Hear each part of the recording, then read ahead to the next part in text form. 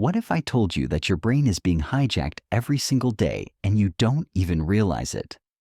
What if the reason you can't focus, can't stick to your goals, and feel constantly restless has nothing to do with lack of willpower, but everything to do with a chemical that's supposed to help you survive? Every time you check your phone, scroll social media, binge a series, or even eat that sugary snack, you're feeding an addiction that's more powerful and more destructive than most people realize. This isn't about motivation. This isn't about trying harder. This is about understanding that your dopamine system, the very mechanism designed to drive you toward survival and success, has been weaponized against you by a world that profits from your distraction. And until you take back control, you'll remain trapped in cycles of instant gratification that steal your focus, destroy your discipline, and keep you from becoming the person you're capable of being. By the time you finish this audiobook, you won't just understand how dopamine works.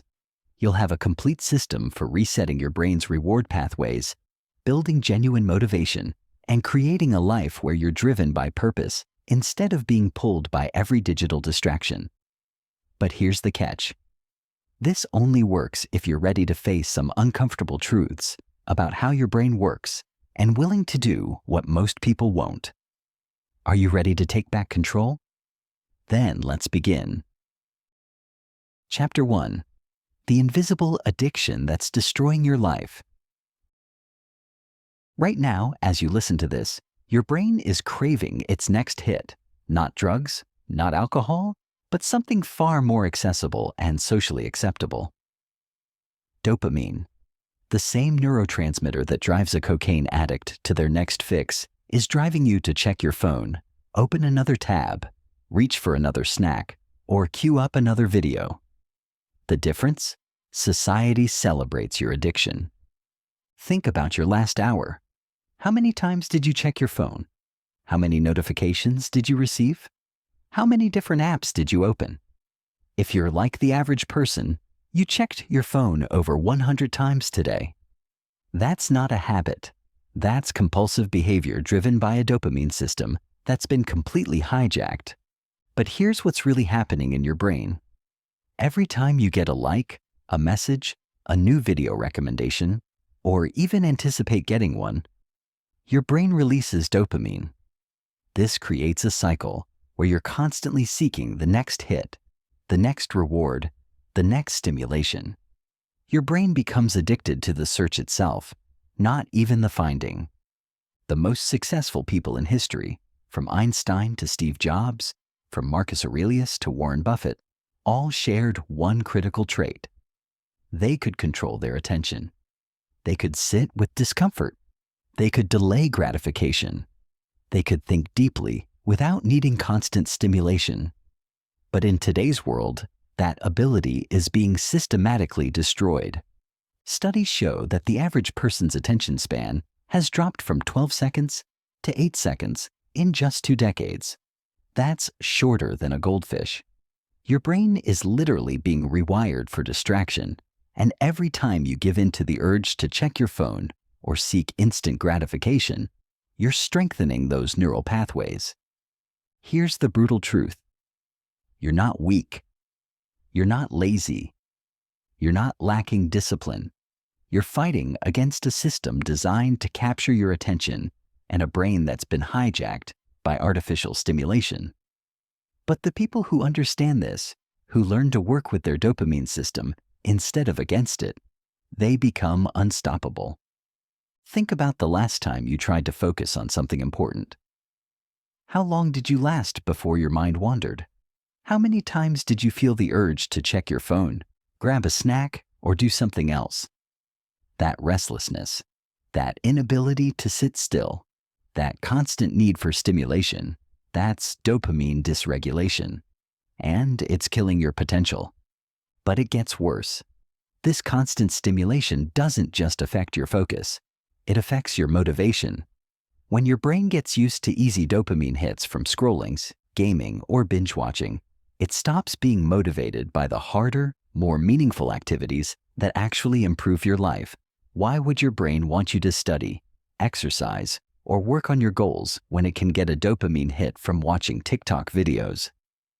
This is why so many people feel stuck. They know what they should do, but they can't bring themselves to do it.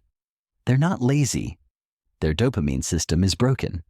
They've trained their brain to expect constant stimulation, and anything that requires patience, focus, or delayed gratification feels impossibly difficult. The smartphone in your pocket isn't just a tool. It's a dopamine delivery device more sophisticated than anything that's ever existed in human history. Every app is designed by teams of neuroscientists and behavioral psychologists whose job is to make their product as addictive as possible. They use the same techniques that casinos use: variable reward schedules, social validation, fear of missing out, infinite scroll. Your phone is a slot machine, and you're pulling the lever all day long. But here's what gives me hope. Your brain has something called neuroplasticity. The same mechanism that allowed your brain to become addicted to instant gratification can be used to rewire it for focus, discipline, and genuine motivation. The neural pathways that keep you trapped can be weakened, and new pathways that drive you toward your goals can be strengthened. This isn't about willpower. Willpower is finite. This is about understanding how your brain works and creating systems that work with your biology instead of against it. This is about taking back control of the most powerful organ in your body and using it to create the life you actually want instead of the life you're being programmed to accept. Chapter 2. The Science of Dopamine. Why your brain betrays you. To understand how to fix your dopamine system, you first need to understand what dopamine actually is and how it's supposed to work. Most people think dopamine is the pleasure chemical, but that's not accurate. Dopamine isn't about pleasure. It's about seeking. It's about wanting. It's about the anticipation of reward, not the reward itself. Here's how it's supposed to work. You see something that might be beneficial for your survival or reproduction. Your brain releases dopamine, which creates desire and motivation to pursue that thing. You take action. If you get the reward, your brain learns. If you don't, it adjusts. This system evolved to help our ancestors find food, mates, and shelter. It's what drove exploration, innovation, and survival. But there's a crucial detail that changes everything. Dopamine is released more strongly when the reward is uncertain. If you knew exactly when and how you'd get food, your brain wouldn't need to motivate you as strongly. But if the reward is unpredictable, if there's a chance you might get something amazing or you might get nothing, your brain floods you with dopamine to keep you searching. This is called a variable ratio reinforcement schedule, and it's the most addictive pattern in behavioral psychology. It's why gambling is so addictive. It's why social media is so addictive. It's why you can't stop checking your phone. You never know when you might get that like, that message, that perfect video. Your brain treats every phone check like a potential lottery win. But here's where it gets really dangerous. In our modern world, these uncertain rewards are everywhere, and they're available instantly. You don't have to hunt for food. You can get a dopamine hit by opening your fridge. You don't have to search for social connection. You can get validation from an Instagram post. You don't have to create entertainment. You can consume endless content on YouTube. Your brain wasn't designed for this level of constant stimulation. For millions of years, dopamine spikes were rare and precious. Maybe you'd get excited about finding fruit or spotting potential prey. But now you can get dozens of dopamine hits every hour. Your brain's reward system, which was meant to drive you toward life-enhancing activities, has become overstimulated and dysregulated. Think of it like this. If you lived in a world where every meal was cotton candy, your taste buds would become desensitized to sweetness. Eventually, even an apple would taste bland. That's what's happening to your dopamine system. You're living in a world of digital cotton candy, and your brain has lost the ability to appreciate the natural sweetness of real accomplishment genuine connection, and meaningful work. This creates a vicious cycle. The more artificial stimulation you expose your brain to, the less motivated you become by natural rewards. Reading a book becomes boring compared to watching YouTube. Having a conversation becomes tedious compared to scrolling through social media. Working on your goals becomes painfully slow compared to playing video games. But it gets even worse. When your dopamine system is dysregulated, you don't just lose motivation for positive activities. You actually need more and more stimulation just to feel normal. This is called tolerance, and it's the same mechanism that drives drug addiction. The gambler needs bigger bets. The social media user needs more likes. The binge watcher needs more episodes. Scientists have found that people who are addicted to their smartphones show the same brain changes as people addicted to cocaine. The prefrontal cortex, responsible for decision-making and self-control, becomes less active. The reward pathways become hyperactive. The ability to delay gratification deteriorates. Your phone is literally rewiring your brain for impulsivity and distraction. There's another crucial aspect of dopamine that most people don't understand. Dopamine isn't just released when you get a reward. It's released when you anticipate a reward. In fact, anticipation often creates more dopamine than the actual reward. This is why the notification sound on your phone is so powerful. It's not the message that gets you excited. It's the possibility of what the message might contain. This anticipation effect is why you feel compelled to check your phone even when you know there's probably nothing important waiting for you. Your brain has learned that checking might lead to something rewarding, so it floods you with dopamine to motivate the checking behavior. The phone check itself becomes the addictive behavior, not what you find when you check. Understanding this science is crucial because it explains why traditional advice about self-control doesn't work. People tell you to just use more willpower, just resist the urge, just try harder. But you're not fighting against a lack of willpower. You're fighting against millions of years of evolutionary programming that's been hijacked by technology designed specifically to override your self-control. The good news is that understanding how this system works gives you the power to fix it.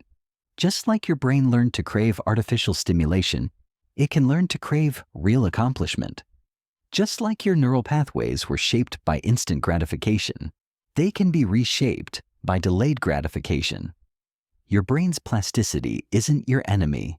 It's your greatest asset for transformation. Chapter 3: How Modern Society Hijacked Your Reward System. Your dopamine system wasn't broken by accident. It was broken by design. Some of the smartest people in the world, armed with billions of dollars and decades of research into human psychology, have spent the last 20 years figuring out exactly how to capture your attention and keep it. They've succeeded beyond their wildest dreams, and you're paying the price. Let's start with your smartphone. The average person touches their phone over 2,000 times per day. That's not an accident. Every element of your phone's design is carefully crafted to trigger dopamine release. The bright colors, the smooth animations, the satisfying sounds, the way apps open and close. Even the physical design of the phone itself, the weight, the texture, the way it fits in your hand, all of this is designed to create a pleasurable experience that your brain wants to repeat. But the real genius is in the software. Take social media. The variable reward schedule of likes, comments, and shares creates the same neurochemical response as a slot machine. You never know when you might get social validation, so your brain keeps you checking. The infinite scroll means there's never a natural stopping point.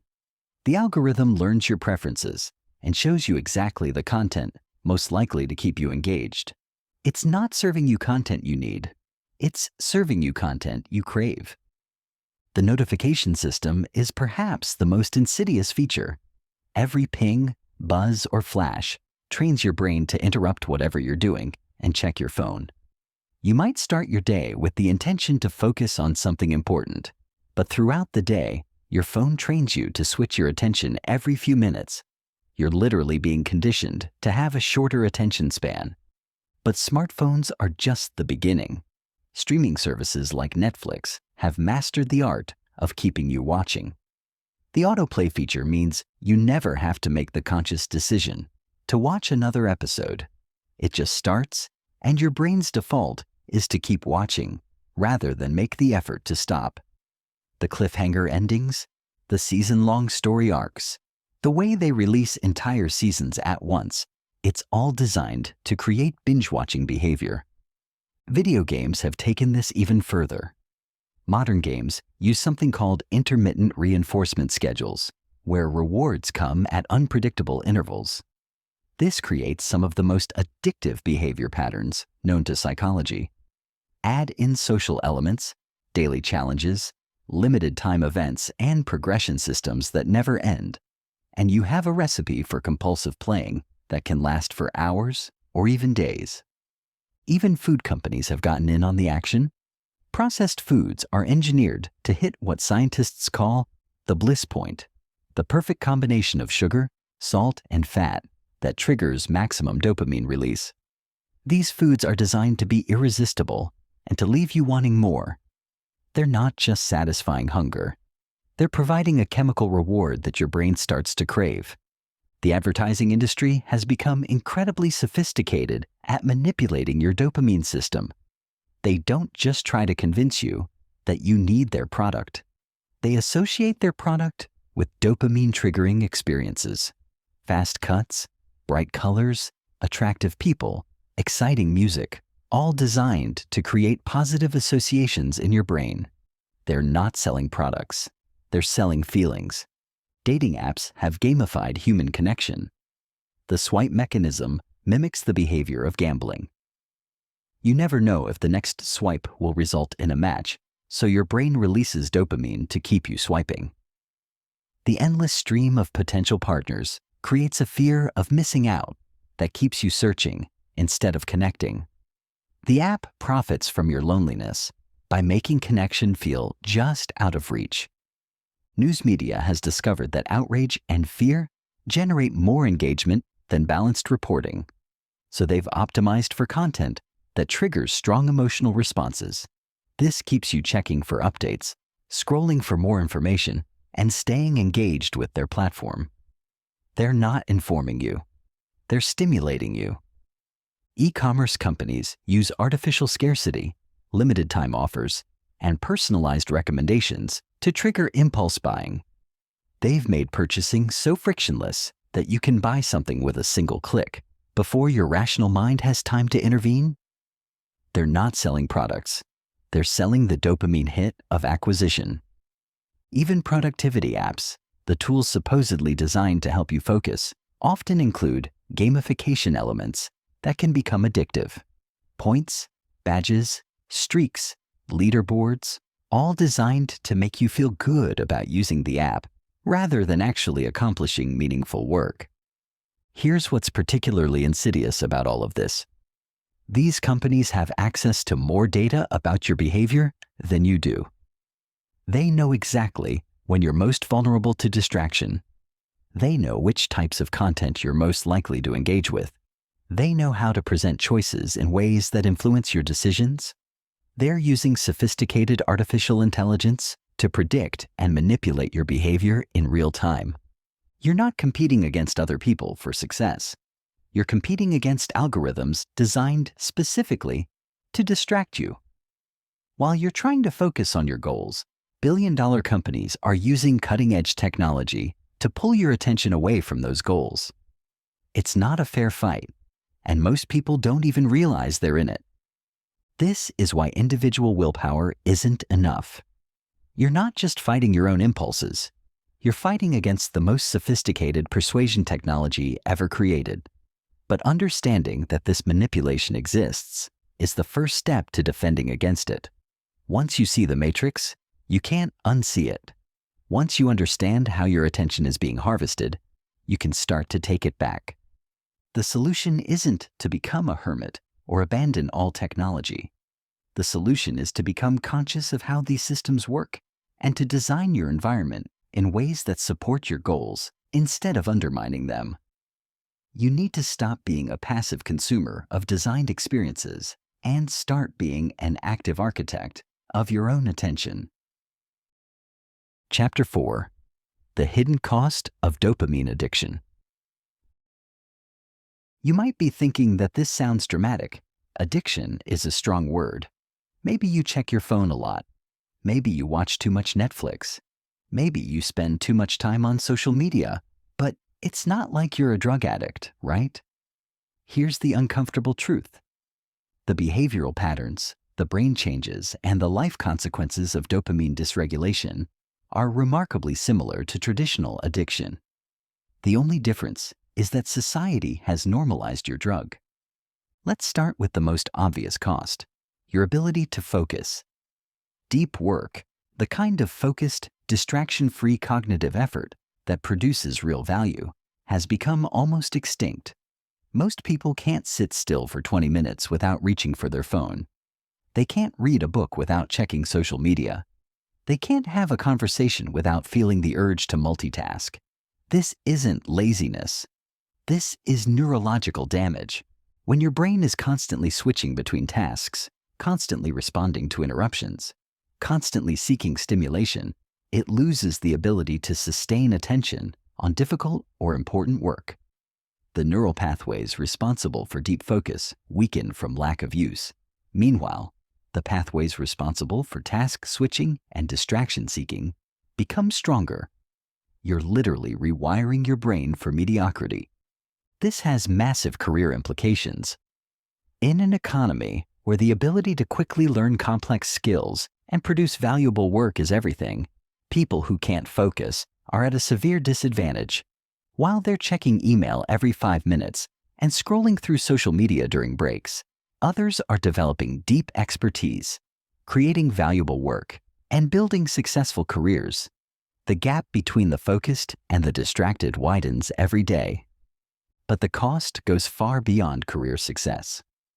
Dopamine dysregulation affects your ability to enjoy simple pleasures.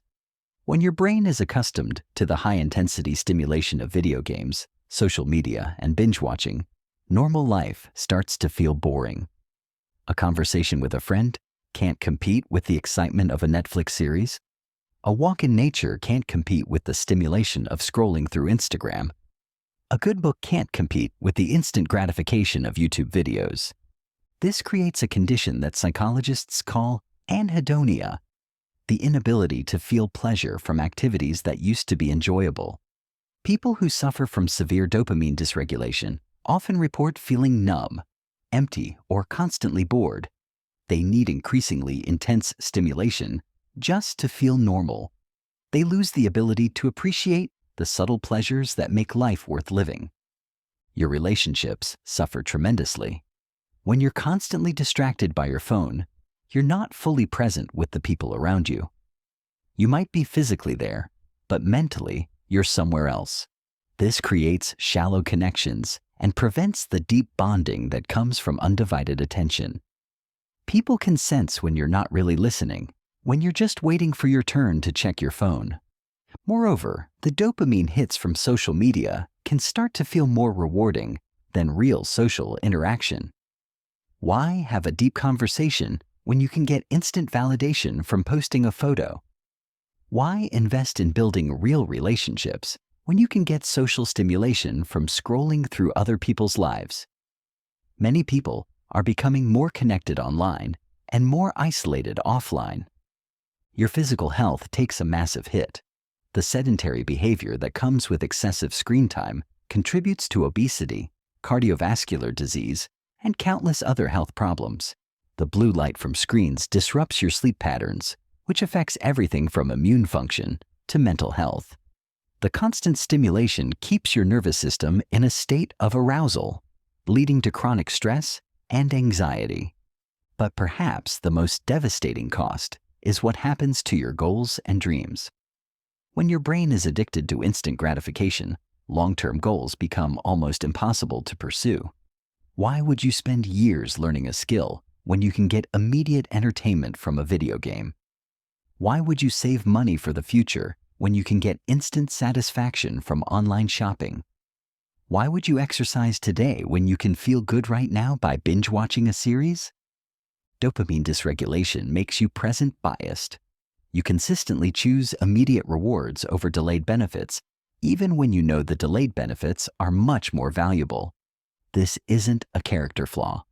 This is a predictable result of training your brain to expect instant gratification. The most successful people in any field share one crucial trait. They can delay gratification. They can do difficult things now for benefits that come later. They can resist immediate temptations in service of long-term goals. But if your dopamine system is broken, this becomes incredibly difficult. You know what you should do, but you can't bring yourself to do it because your brain is constantly pulling you toward easier, more immediately rewarding activities. This creates a vicious cycle of procrastination and regret. You set goals, but you can't stick to them because they require more patience and effort than your dysregulated brain can handle. So, you distract yourself with instant gratification, which makes you feel guilty, which makes you want to distract yourself more. You end up stuck in patterns that you know are self-destructive but feel powerless to change. Many people spend years in this cycle, always planning to change tomorrow, always starting diets on Monday, always promising to focus on their goals next week, but without addressing the underlying dopamine dysregulation. Willpower alone isn't enough. They're trying to build discipline while simultaneously feeding the very addiction that destroys discipline. The opportunity cost is staggering. Think about all the skills you could have learned, all the relationships you could have built, all the goals you could have achieved if you hadn't spent thousands of hours scrolling, gaming, and consuming. That's not time you can get back. That's potential that's been permanently lost to artificial stimulation. But here's what's most tragic. Most people don't even realize what they've lost. They think their inability to focus is normal. They think their lack of motivation is just part of getting older. They think their restlessness and boredom are character flaws rather than symptoms of a hijacked reward system. They're suffering from a condition they don't even know they have. Understanding these costs isn't meant to make you feel guilty. It's meant to help you see clearly what's at stake. Every moment you spend in mindless distraction is a moment you're not spending becoming the person you're capable of being. Every dopamine hit from artificial stimulation is training your brain to be less motivated by real accomplishment. The cost of inaction isn't just missing out on future success. The cost is losing yourself to a system designed to profit from your distraction. Chapter 5. The Dopamine Detox Protocol, your 30-day reset plan. Now that you understand how your dopamine system has been hijacked and what it's costing you, it's time to take it back. What I'm about to share with you is a complete system for resetting your brain's reward pathways, rebuilding your ability to delay gratification, and reclaiming control over your attention. This isn't a temporary fix. This is a fundamental rewiring of how your brain responds to stimulation and reward. The protocol is designed in phases because going cold turkey on all stimulation usually leads to failure.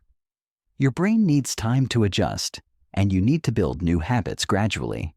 But don't mistake gradual for easy. This will be challenging. Your brain will resist. You'll experience withdrawal symptoms. You'll have cravings. You'll want to quit. But if you stick with it, you'll emerge with a level of focus, motivation, and self-control that most people can only dream of. Phase 1 is the foundation phase, and it lasts 7 days. During this week, you're going to eliminate the most obvious sources of artificial dopamine stimulation. No social media, no video games, no streaming services, no recreational internet browsing, no junk food, no shopping for non-essential items. You keep your phone, but you remove all social media apps and turn off all non-essential notifications. I know what you're thinking. That sounds extreme. But here's the reality. If you can't go 7 days without these things, then you're already addicted, and you need this reset more than you realize. The goal isn't to live like this forever. The goal is to give your brain a break from artificial stimulation so it can remember what natural motivation feels like. During phase 1, you're going to experience withdrawal symptoms. You'll feel bored, restless, anxious, and irritable. You'll have strong urges to check your phone, watch something, or find some form of entertainment. This is normal. This is your brain realizing that its usual sources of dopamine are no longer available. Instead of fighting these feelings, acknowledge them. Notice how strong the cravings are. This will give you insight into how dependent you've become on artificial stimulation. When you feel the urge to reach for your phone or seek entertainment, do something physical instead. Go for a walk, do push-ups, take deep breaths, or simply sit with the discomfort. The goal is to prove to yourself that you can tolerate boredom and restlessness without immediately seeking stimulation. This is like building a muscle. Each time you resist the urge, you're strengthening your self-control. Phase 2 begins on day 8 and lasts until day 21. This is the rebuilding phase. You're going to start introducing activities that provide natural dopamine in healthy ways. Exercise becomes non-negotiable. Physical activity naturally releases dopamine, but in a way that enhances rather than disrupts your brain's reward system. Start with 30 minutes of movement every day. It doesn't have to be intense. Walking, stretching, or light exercise is enough. You're also going to introduce meditation or mindfulness practice. This might sound boring compared to the stimulation you're used to, but it's one of the most powerful tools for rewiring your brain. Meditation literally changes your brain structure, strengthening the prefrontal cortex and improving your ability to regulate emotions and impulses. Start with just 10 minutes a day and gradually increase. Reading becomes your primary form of entertainment. Choose books that genuinely interest you, but stick to physical books or e-readers without internet access. This trains your brain to sustain attention on a single task for extended periods. Start with 30 minutes of reading per day and gradually increase. You're going to start working on a meaningful project or skill. This could be learning a language, writing, drawing, coding, or anything that requires sustained effort and produces a sense of accomplishment. The key is choosing something that's challenging enough to require focus, but not so difficult that it's frustrating. Spend at least 1 hour per day on this project. During phase 2, you can reintroduce limited technology use, but with strict boundaries. You can check email twice per day at scheduled times. You can use your phone for essential communication, but no browsing, no social media, and no entertainment apps. You can watch 1 episode of something per week, but only something educational or truly high quality. No binge watching, no mindless scrolling, no gaming. Phase 3 begins on day 22 and continues indefinitely. This is the optimization phase. You've reset your baseline and proven to yourself that you can function without constant stimulation. Now, you're going to design a lifestyle that supports sustained focus and motivation while allowing for appropriate leisure and relaxation. You can reintroduce social media, but only for specific purposes and specific time periods. Maybe you check Instagram for 15 minutes on Sunday evening to stay connected with friends. Maybe you use LinkedIn for 30 minutes on weekday mornings for professional networking, but you never open these apps mindlessly or use them for endless scrolling. You can reintroduce entertainment, but you consume it intentionally rather than compulsively. You choose what to watch, when to watch it, and for how long. You watch 1 episode and then stop, even if you want to continue. You play video games for a predetermined amount of time and then quit, even if you're enjoying them. You browse the internet for specific purposes and then close the browser. The key principle of phase 3 is intentional consumption. Before you engage with any potentially stimulating activity, you ask yourself why you're doing it, what you hope to get from it, and when you plan to stop. If you can't answer these questions clearly, you don't engage. This simple practice eliminates most mindless consumption and keeps you in control of your attention. Throughout all 3 phases, you're going to track your progress. Keep a daily journal where you record your mood, energy levels, focus quality, and any cravings or challenges you experience. This data will help you understand how different activities affect your mental state and motivation levels. You're also going to implement what I call dopamine scheduling. Instead of seeking stimulation whenever you feel like it, you schedule specific times for specific activities. Maybe you listen to music while exercising. Maybe you watch something entertaining on Friday evenings. Maybe you browse social media for 20 minutes on weekend mornings. But these activities happen at predetermined times, not whenever your brain craves stimulation. One of the most important aspects of this protocol is learning to sit with discomfort. Boredom, restlessness, and the urge for stimulation are not emergencies that need to be immediately resolved. They're just feelings that will pass if you let them. Learning to tolerate these feelings without immediately seeking relief is one of the most valuable skills you can develop. Remember, the goal isn't to eliminate all pleasure or stimulation from your life. The goal is to reset your baseline so that you can enjoy both artificial and natural rewards without being controlled by them. When your dopamine system is functioning properly, you can watch a movie and enjoy it without feeling compelled to watch 10 more. You can check social media and then put your phone away without feeling restless. You can eat a piece of chocolate without triggering a binge. This protocol will be challenging, but it will also be liberating. As your brain adjusts to lower levels of stimulation, you'll start to appreciate things you've forgotten how to enjoy. Conversations will become more interesting. Nature will become more beautiful. Simple pleasures will become satisfying again. And most importantly, you'll regain the ability to pursue long-term goals with sustained focus and motivation. Chapter 6. Phase 1. The Foundation Reset, Days 1 to 7. The first 7 days are the most crucial and the most difficult. This is where most people fail because they underestimate how dependent they've become on artificial stimulation. Your brain is about to realize that its usual sources of dopamine are no longer available, and it's going to fight back. But if you can make it through this week, you'll prove to yourself that you're stronger than your impulses, and the rest of the protocol will become much easier. Let's be absolutely clear about what you're eliminating during these 7 days. No social media whatsoever. Delete the apps from your phone. If you need to keep accounts for work, access them only through a computer and only for essential business.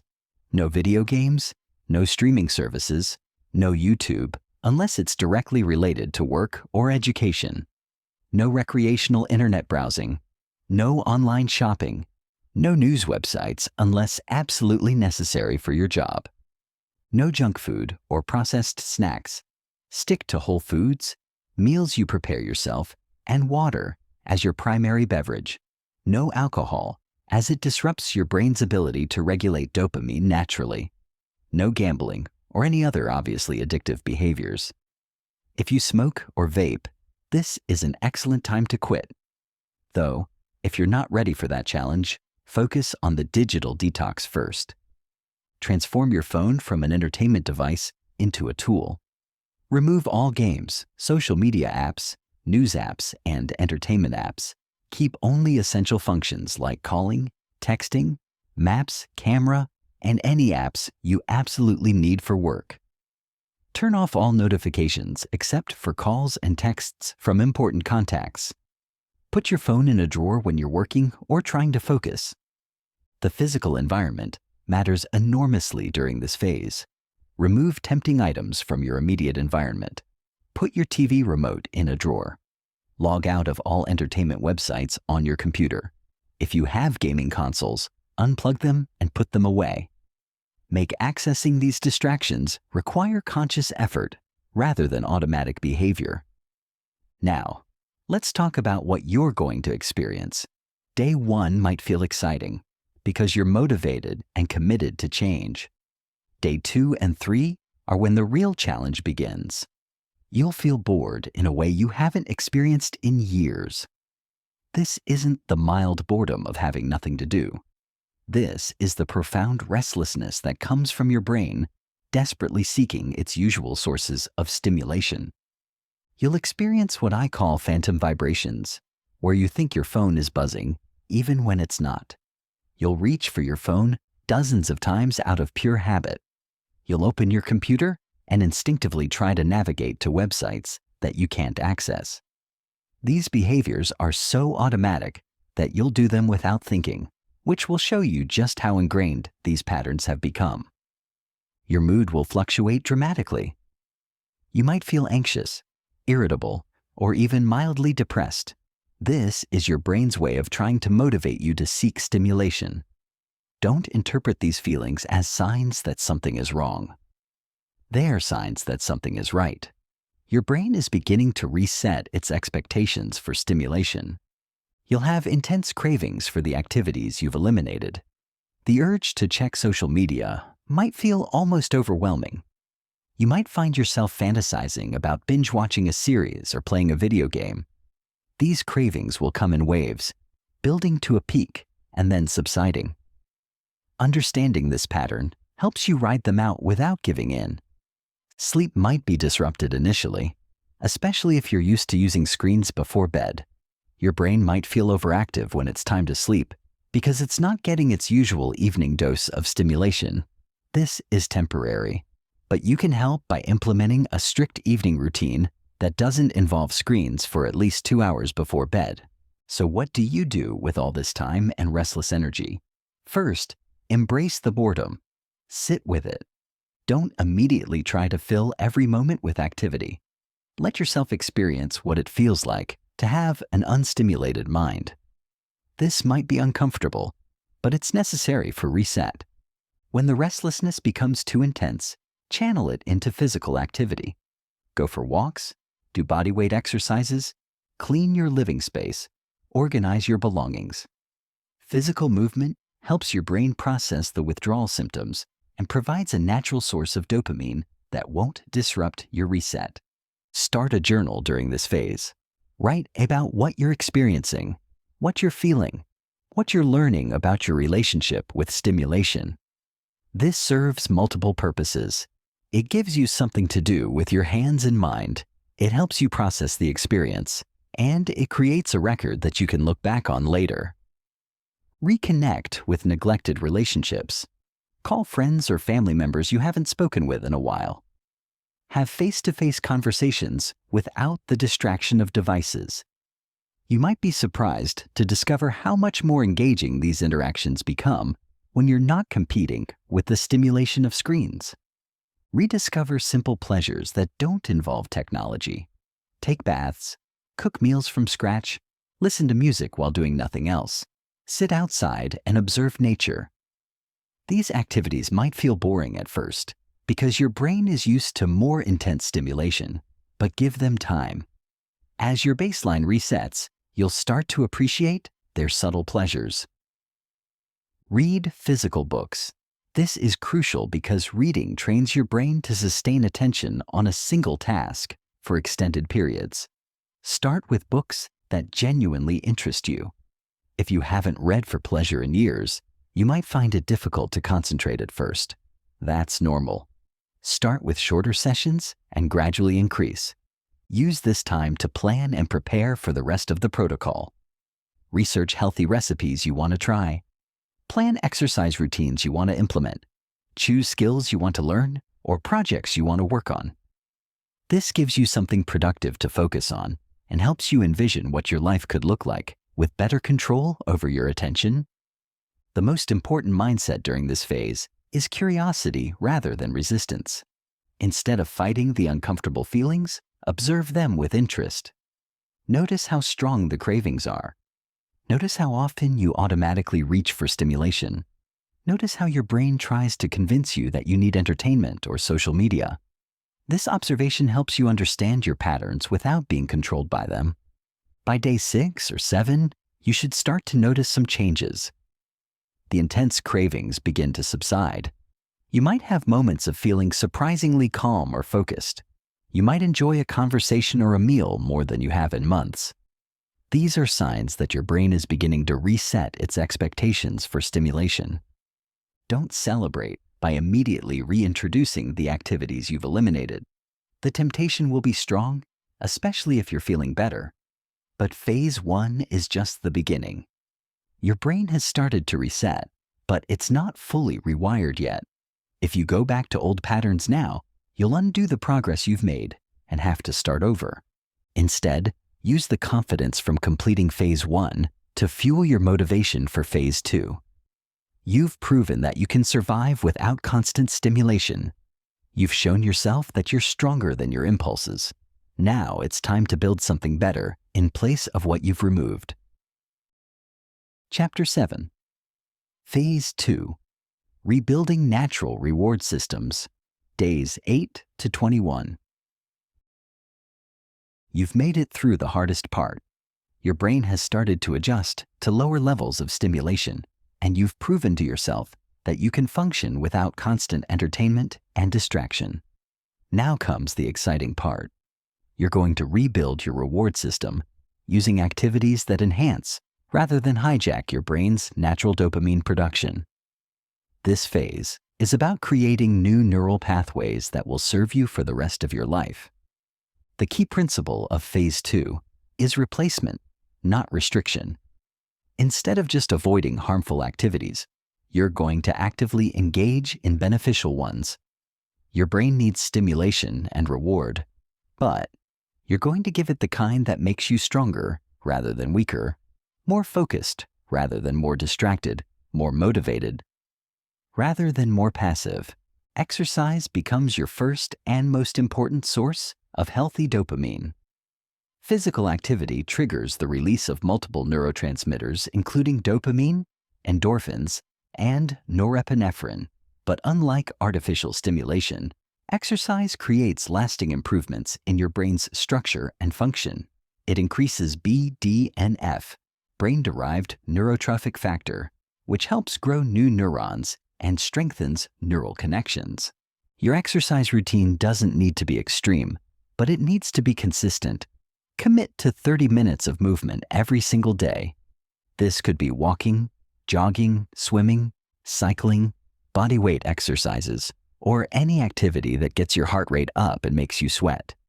The key is choosing something you can sustain for 2 weeks without excuse or exception. Morning exercise is particularly powerful because it sets the tone for your entire day. When you start your day with physical accomplishment, you create momentum that carries into other activities. You also get a natural energy boost that reduces your need for artificial stimulation. If morning exercise isn't possible, find a time that you can stick to consistently. During this phase, you're going to implement a meditation practice. This might sound boring or irrelevant if you've never meditated before, but it's one of the most powerful tools for rewiring your brain. Meditation literally changes your brain structure, increasing gray matter in areas responsible for attention regulation and decreasing activity in areas associated with mind wandering and distraction. Start with just 10 minutes of daily meditation. Use a simple technique like focusing on your breath or doing a body scan. The goal isn't to empty your mind or achieve some mystical state. The goal is to practice sustained attention. Every time your mind wanders and you bring it back to your breath, you're strengthening the neural circuits responsible for focus and self-control. You can use meditation apps if helpful, but choose simple, non-gamified options. Avoid apps with streaks, points, or other features designed to be addictive. The goal is to develop internal motivation for the practice, not dependence on external rewards. Reading becomes your primary form of entertainment during this phase. Choose books that genuinely interest you, whether fiction or nonfiction, but commit to reading for at least 30 minutes per day. Physical books are ideal because they don't have the distracting features of digital devices. If you must use an e-reader, choose one without internet access or put it in airplane mode. Reading serves multiple functions in your dopamine reset. It trains your brain to sustain attention on a single task for extended periods.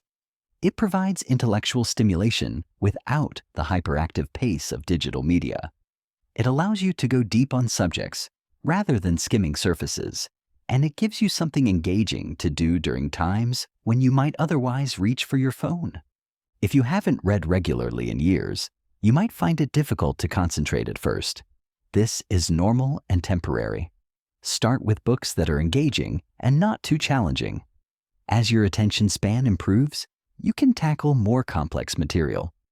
The goal is to rebuild the neural pathways associated with sustained focus. You're going to start working on a meaningful project or skill during this phase. This is crucial because it gives you a source of genuine accomplishment and progress. Choose something that's challenging enough to require real effort, but not so difficult that it's frustrating. This could be learning a language, writing, drawing, coding, playing an instrument, or any skill that interests you. Dedicate at least 1 hour per day to this project. Consistency is more important than intensity. It's better to work on something for 30 minutes every day than for 3 hours once per week. The daily practice creates momentum and allows your brain to make connections between sessions. Choose projects that have clear progress markers. Learning a language allows you to track vocabulary acquisition and comprehension improvement. Writing allows you to see your word count and quality improve. Drawing allows you to compare early sketches with later ones. These progress markers provide natural dopamine rewards that motivate continued effort. Avoid projects that involve potentially addictive elements. Learning to code is excellent, but don't choose projects that involve social media, gaming, or other potentially distracting elements. Writing is great, but don't post your work online for likes and comments during this phase. Keep the focus on internal satisfaction rather than external validation. During phase 2, you can reintroduce limited technology use, but with strict boundaries. You can check email twice per day at predetermined times.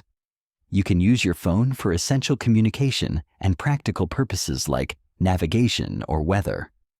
But no recreational browsing, no social media, and no entertainment apps.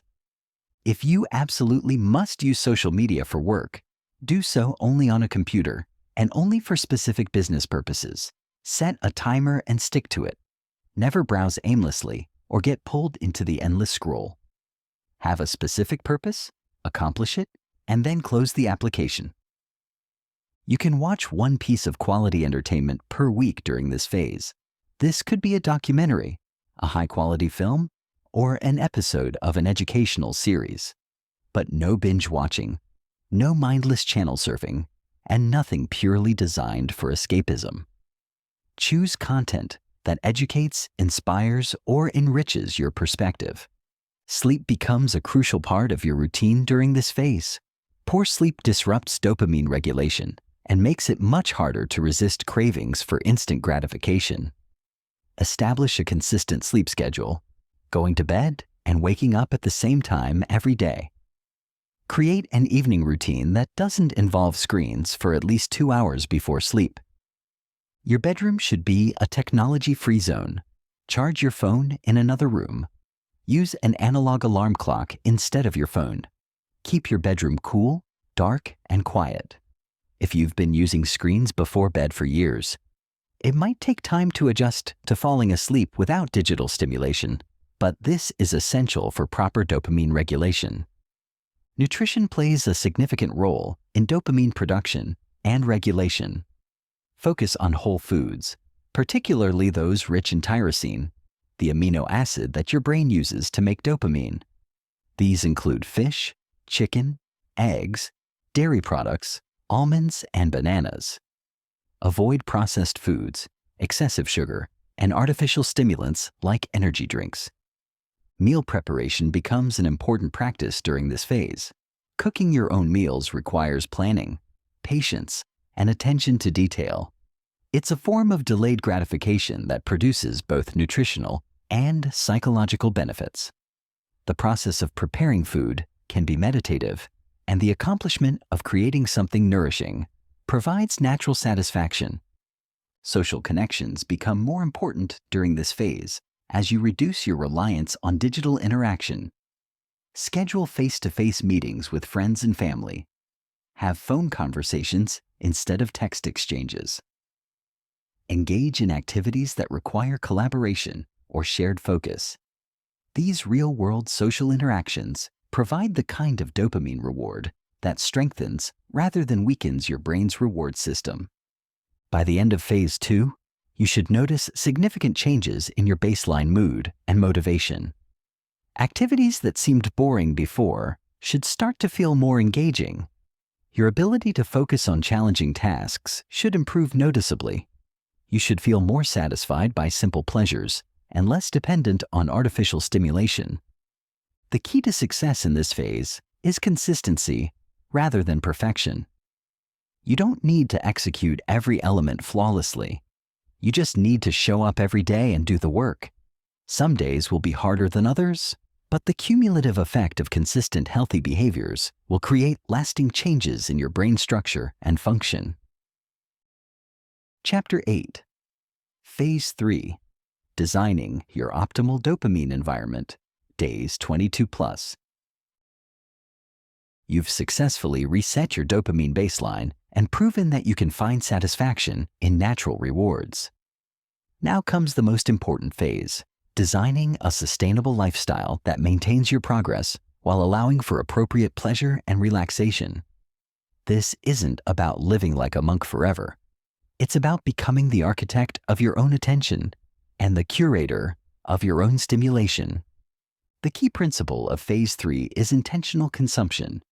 You can reintroduce previously restricted activities, but you engage with them consciously rather than compulsively. Before you watch something, browse something, or consume any form of stimulation, you ask yourself 3 questions. Why am I doing this? What do I hope to get from it? When will I stop? If you can't answer these questions clearly, you don't engage. This simple practice eliminates most mindless consumption and keeps you in control of your choices. It's the difference between using technology and being used by it. Let's start with social media reintegration. You can bring these platforms back into your life, but only with strict parameters. Choose one platform that provides genuine value to your life. Maybe Instagram helps you stay connected with friends. Maybe LinkedIn supports your professional development. Maybe Twitter exposes you to interesting ideas. But choose one, not all. Set specific times for social media use. Maybe you check Instagram for 15 minutes on Sunday evening. Maybe you browse LinkedIn for 20 minutes on weekday mornings. Maybe you use Twitter for 10 minutes over lunch, but you never open these apps mindlessly or outside of your designated times. Remove social media apps from your phone. If you want to check these platforms, you have to do so intentionally on a computer. This creates just enough friction to prevent automatic browsing, while still allowing access when you choose it consciously. Turn off all social media notifications. You don't need to know the moment someone likes your post or sends you a message. Check these platforms on your schedule, not when the algorithm decides you should be checking them. When you do engage with social media, engage actively rather than passively. Comment meaningfully on posts that interest you. Share content that provides value to others. Use these platforms to strengthen real relationships rather than to escape from reality. Entertainment consumption requires similar intentionality. You can watch movies, series, and videos, but you consume them purposefully rather than compulsively. Choose what to watch, when to watch it, and for how long before you start. Never turn on the TV or open YouTube just to see what's available. Implement the 1-episode rule for series. Watch 1 episode, then pause and consciously decide whether to continue. If you choose to watch another episode, do so as a deliberate choice, not as automatic behavior. This simple practice eliminates binge watching while still allowing you to enjoy quality entertainment. Schedule entertainment consumption for specific times. Maybe you watch something on Friday evenings to unwind from the work week. Maybe you watch a documentary on Sunday afternoons. But don't use entertainment as a default activity whenever you have free time. Choose quality over quantity. One excellent film is more satisfying than 3 mediocre ones. One episode of something you genuinely enjoy is better than hours of mindless content. Curate your entertainment choices like you would curate an art collection. Gaming requires special attention because it's designed to be particularly addictive. If you choose to reintroduce gaming, set strict time limits and stick to them regardless of where you are in the game. Use a physical timer that will interrupt you when your allotted time is up. Choose games that have natural ending points rather than games designed for endless play. Puzzle games, strategy games with campaigns, or games with clear objectives are better choices than MMORPGs, mobile games with microtransactions, or games designed to be played indefinitely. Never game when you have other priorities. Gaming should be a conscious reward for completing important tasks, not an escape from responsibilities. If you find yourself gaming when you should be working, studying, or taking care of important business, remove gaming from your life entirely. Your phone needs permanent modifications to support your new relationship with technology. Keep it out of your bedroom. Charge it in another room and use an analog alarm clock. Never check your phone first thing in the morning or last thing before bed. Create phone-free zones and times. No phones during meals. No phones during conversations with other people. No phones during the first hour after waking up. No phones during focused work sessions. These boundaries help maintain the human connections and deep work capacity that excessive phone use destroys. Use your phone's built-in screen time tracking to monitor your usage. Set daily limits for recreational apps and stick to them. If you find yourself consistently hitting these limits, reduce them further. The goal is to use technology to enhance your life, not to consume it. Batch communication instead of responding to messages throughout the day. Check and respond to emails, texts, and messages at specific times, rather than whenever they arrive. This prevents constant interruption while ensuring that you're still responsive to important communication. Work environment design becomes crucial during this phase. Create a dedicated workspace that's optimized for focus. Remove distracting items from your immediate environment. Use website blockers during work hours to prevent access to recreational sites. Keep your phone in a drawer or another room while working. Implement time blocking for your most important work. Identify your peak focus hours and protect them fiercely. During these times, you work on your most challenging and important tasks without any interruption or distraction. This deep work capacity is your most valuable asset in the modern economy. Take regular breaks during work, but make them restorative rather than stimulating. Go for short walks, do breathing exercises, or simply rest your eyes.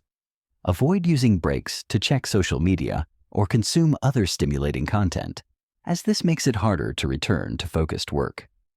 Nutrition continues to play an important role in dopamine regulation. You can reintroduce occasional treats and indulgences, but do so consciously. Enjoy a piece of cake at a celebration, but don't keep junk food in your house for mindless consumption. Savor special meals, but don't use food as entertainment or emotional regulation. Pay attention to how different foods affect your mood and energy levels. Notice how processed foods impact your ability to focus. Notice how sugar affects your cravings for other stimulating activities. Use this awareness to make food choices that support your goals rather than undermine them. Physical exercise remains non-negotiable. You've built this habit during phase 2, and it needs to continue indefinitely. Exercise is one of the most powerful tools for maintaining healthy dopamine levels, managing stress, and supporting overall brain health. Find forms of movement you enjoy and build them into your routine permanently. Meditation or mindfulness practice should also continue long-term. You can adjust the duration or style based on your preferences, but maintain some form of daily attention training. This practice becomes the foundation of your ability to choose your focus, rather than being pulled by every distraction. Reading should remain a primary form of entertainment and education. Continue dedicating time to books, but you can be more flexible about genres and topics. The important thing is maintaining the practice of sustained attention and deep learning that reading provides. Your meaningful project or skill development should evolve into a lifelong practice. You don't have to stick with the same project forever, but always have something challenging and rewarding that you're working to improve. This provides a constant source of genuine accomplishment and progress. Regular self-assessment becomes important for long-term success. Weekly or monthly, evaluate how well you're maintaining your practices and whether you're sliding back into old patterns. Be honest about what's working and what isn't. Adjust your systems as needed to maintain progress. The goal of Phase 3 isn't perfection. It's conscious choice. You'll occasionally watch too much of something, spend too long on social media, or get pulled into mindless browsing. The difference is that you'll notice when this happens and quickly return to your intentional practices rather than spiraling into old patterns.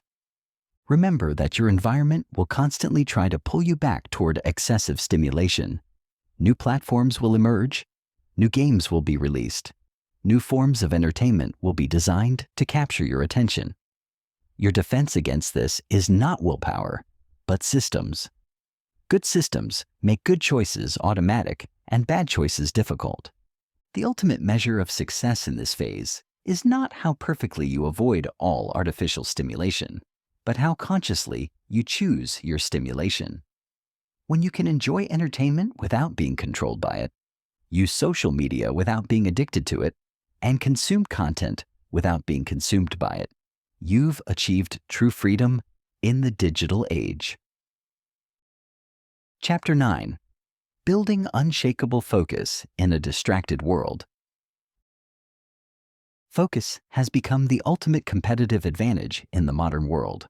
While most people's attention spans continue to shrink, those who can maintain deep concentration for extended periods are able to accomplish extraordinary things. But building unshakable focus isn't just about removing distractions. It's about training your brain to sustain attention even when distractions are present. The foundation of unshakable focus is understanding that attention is like a muscle. The more you train it, the stronger it becomes. The less you use it, the weaker it gets. Most people live in a constant state of attention switching, never giving their focus muscle a real workout. They check email, respond to messages, browse social media, and multitask throughout the day, wondering why they can't concentrate when they need to. Real focus training requires sustained attention on a single task for extended periods.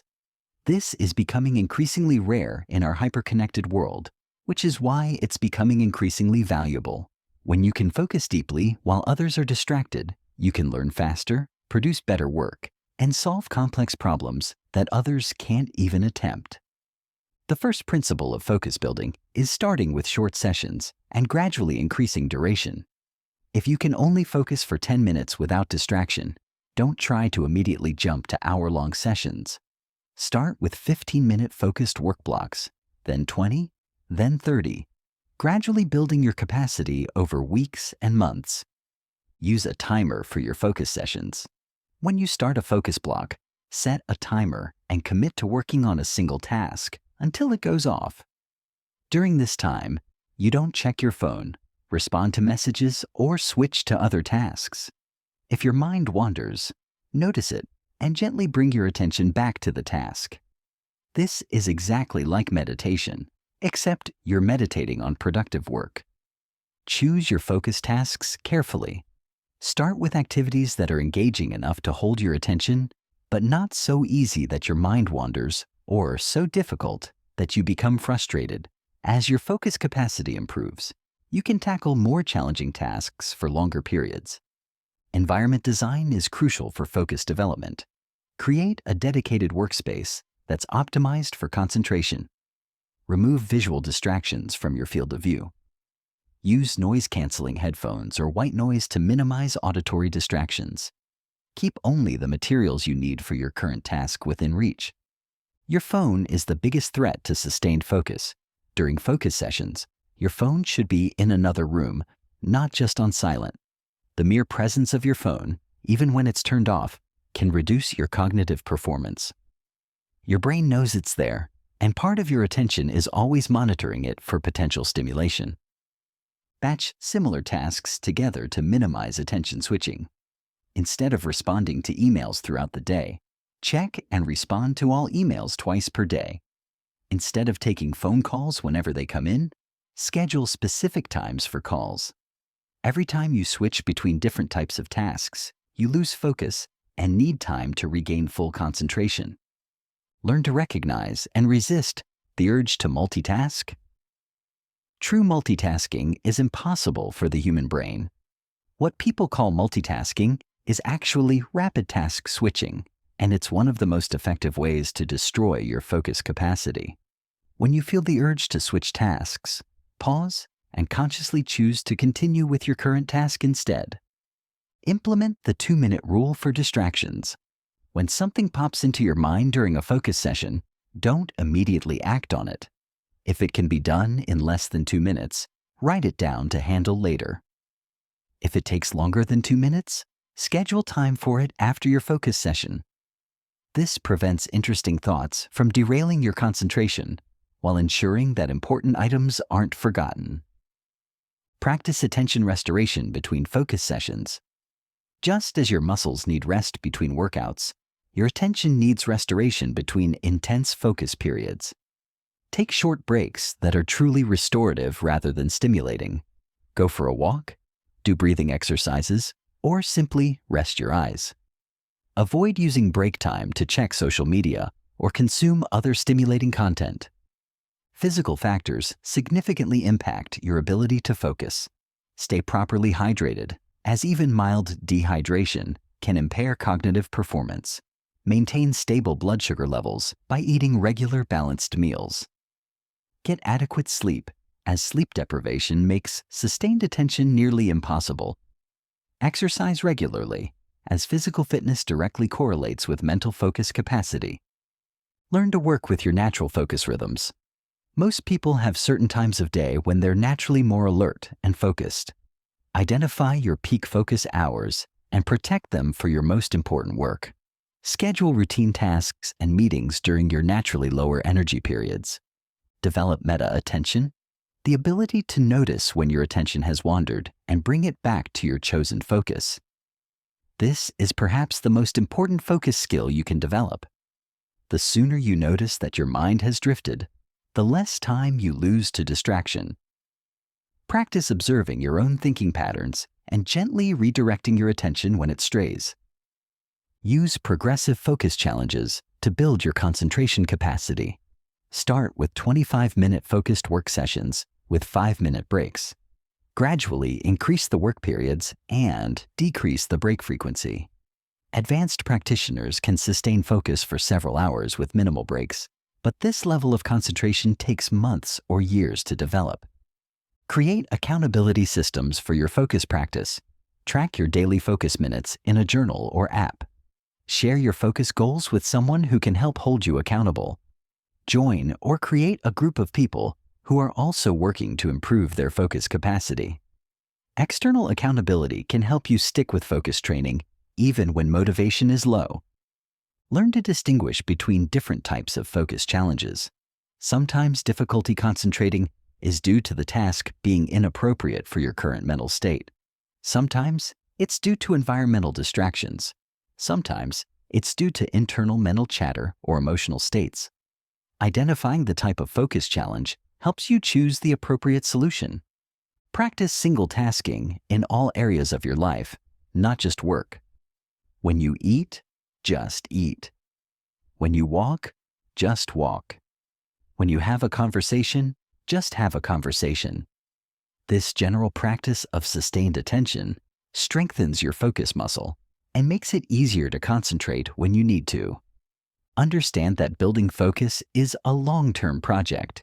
You won't develop unshakable concentration in a week or even a month, but consistent practice over months and years can transform your ability to sustain attention. The people who seem to have natural focus usually just have years of practice paying attention to one thing at a time. The payoff for developing unshakable focus extends far beyond productivity. Deep focus is profoundly satisfying in a way that distracted activity never is. When you can lose yourself in meaningful work, time seems to stop, and you enter a state of flow that's intrinsically rewarding. This is the state where your best ideas emerge, your best work gets done, and you feel most alive and engaged. Chapter 10. The Social Dynamics of Dopamine Culture. Your dopamine detox doesn't happen in isolation. You live in a society that's deeply addicted to instant gratification, and your friends, family, and colleagues are probably trapped in the same cycles of digital distraction that you're working to escape. Understanding and navigating these social dynamics is crucial for maintaining your progress and potentially helping others improve their lives as well. The first challenge you'll face is social pressure to participate in dopamine-driven activities. When you stop mindlessly scrolling social media, some people will interpret this as antisocial behavior. When you don't immediately respond to non-urgent messages, some people will assume you're ignoring them. When you decline invitations to activities that involve excessive stimulation, some people will think you've become boring or judgmental. This pressure isn't usually malicious. It's often driven by people's own insecurity about their digital habits. When you demonstrate that it's possible to live without constant stimulation, you inadvertently challenge their choices.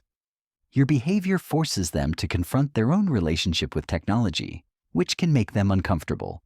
Prepare responses for common social situations.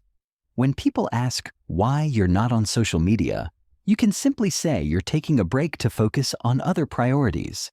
When friends want to binge watch something together, you can suggest alternative activities or participate for a limited time. When colleagues expect immediate email responses, you can set clear expectations about your communication schedule. Be honest about your boundaries without being preachy. You don't need to convince everyone that they should also do a dopamine detox. Simply live your values and let your results speak for themselves. When people see that you're more focused, more present, and more productive, some will naturally become curious about your methods. Recognize that some relationships may change as you develop better control over your attention. Friends who only connected with you through shared digital habits may drift away.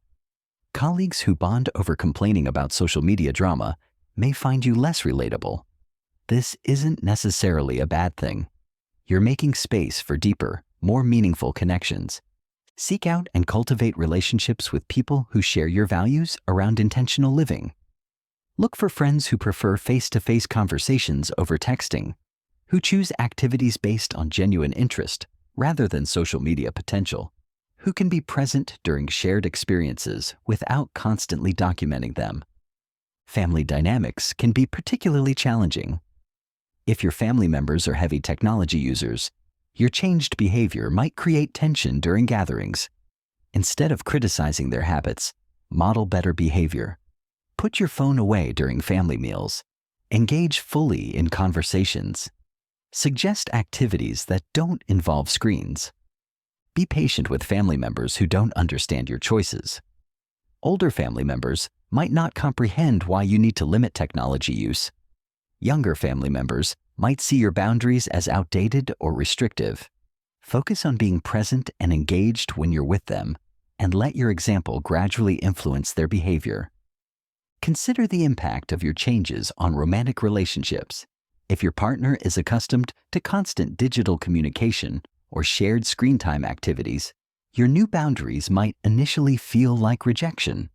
Communicate clearly about your goals and invite your partner to explore these changes with you. Many couples find that reducing digital distractions significantly improves their connection and intimacy. Workplace dynamics require careful navigation. You can't completely opt out of digital communication in most jobs, but you can establish boundaries that protect your focus while maintaining professionalism. Set specific times for checking email rather than responding throughout the day. Use your calendar to block focus time and communicate these periods to colleagues. When working in open offices or collaborative environments, You may need to be more assertive about protecting your attention. Use headphones to signal that you're in focus mode. Find quiet spaces for deep work when possible. Suggest batch processing for meetings and discussions, rather than constant interruption. Some colleagues may initially resist your communication boundaries, especially if they're used to getting immediate responses from you. Stay consistent with your boundaries while remaining helpful and professional. Most people will adapt to your schedule once they realize you're still responsive within reasonable timeframes. Be mindful of how your changed behavior affects group dynamics. In social situations where everyone else is constantly checking phones, your presence might feel intense or awkward to others. You can help by being the person who initiates engaging conversations or suggests interactive activities that naturally draw others away from their devices. Lead by example rather than criticizing others' digital habits. When you're fully present during conversations, others often naturally put their phones away as well. When you suggest non-screen activities, many people are relieved to have alternatives to default digital entertainment. Understand that your commitment to dopamine regulation may inspire others to examine their own habits. Be prepared to share your experience if people ask, but avoid being evangelical about your approach. What works for you may not work for others, and people need to find their own motivation for change. Consider starting or joining groups focused on intentional living, digital minimalism, or mindful technology use. Many communities now have meetups for people interested in reducing their digital consumption. These groups provide social support and accountability while introducing you to like-minded individuals. Be aware of how different social environments affect your ability to maintain your practices. Some settings are more conducive to mindful behavior than others. Choose social activities that align with your values when possible, and have strategies for maintaining your boundaries in more challenging environments. Recognize that you may need to be more intentional about social planning. When your default mode isn't scrolling through social media or streaming entertainment, you'll need to be more proactive about initiating social activities. This can actually improve your relationships by making you a more engaged and thoughtful friend. Don't be surprised if some people express skepticism or concern about your changed behavior. Comments like, "You're missing out," or "You're being too extreme," are common. Remember that these reactions often reflect the speaker's own discomfort with their digital habits, rather than legitimate concern for your well-being. Document the positive changes in your life that result from your dopamine regulation practices. When people see that you're happier, more productive, and more present, they may become curious about your methods. Having concrete examples of benefits can help you explain your choices to skeptical friends or family members. Consider the broader social impact of your choices. Every person who develops better control over their attention contributes to a cultural shift away from distraction and toward intentional living. Your behavior gives others permission to make similar changes and shows that alternatives to dopamine-driven lifestyles are possible. Remember that social change often happens slowly and then all at once. What seems unusual or extreme today may become normal tomorrow. The growing awareness of digital addiction and its consequences is creating momentum for cultural change. Your personal dopamine detox is part of a larger movement toward more conscious, intentional living. The goal isn't to become antisocial or to judge others for their choices. The goal is to maintain your own boundaries while remaining connected to the people who matter to you. With time and practice, you can navigate social situations while protecting your attention and potentially inspiring others to examine their own relationship with stimulation and distraction. Chapter 11. Advanced Strategies for Elite Focus. Once you've mastered the basics of dopamine regulation and built a foundation of sustained attention, you can implement advanced strategies that separate elite performers from the merely competent. These techniques require discipline and practice, but they can dramatically amplify your cognitive performance and ability to accomplish meaningful work. The first advanced strategy is attention cycling. a systematic approach to managing your mental energy throughout the day. Instead of trying to maintain peak focus continuously, you alternate between periods of intense concentration and strategic rest. This mirrors the training methods of elite athletes who use interval training to build superior performance capacity. Start by identifying your natural attention rhythms. Track your energy and focus levels every hour for a week. Most people have 2 to 3 periods per day when their attention is naturally sharp, and several periods when focus is more difficult. Use this data to design an attention schedule that works with your biology rather than against it. During your peak attention periods, engage in your most challenging and important work. Protect these times fiercely. No meetings, no emails, no interruptions. This is when you tackle complex problems, create original work, and make significant progress on your most important goals. These sessions should last 90 to 120 minutes, which aligns with your brain's natural focus cycles. Between peak focus periods, engage in restoration activities that actually restore your attention rather than depleting it further. This means avoiding stimulating content like social media, news, or entertainment.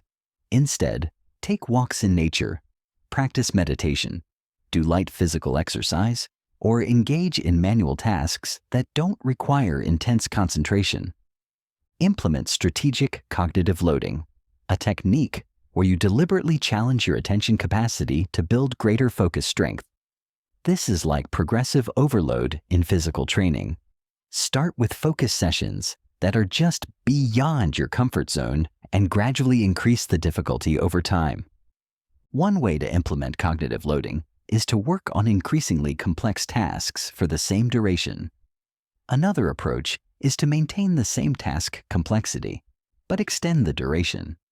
You can also add controlled distractions to your environment and practice maintaining focus despite them.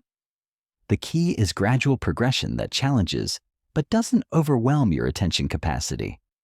Practice attention-switching exercises to develop cognitive flexibility. While sustained focus is crucial, the ability to quickly and completely shift attention between tasks is also valuable.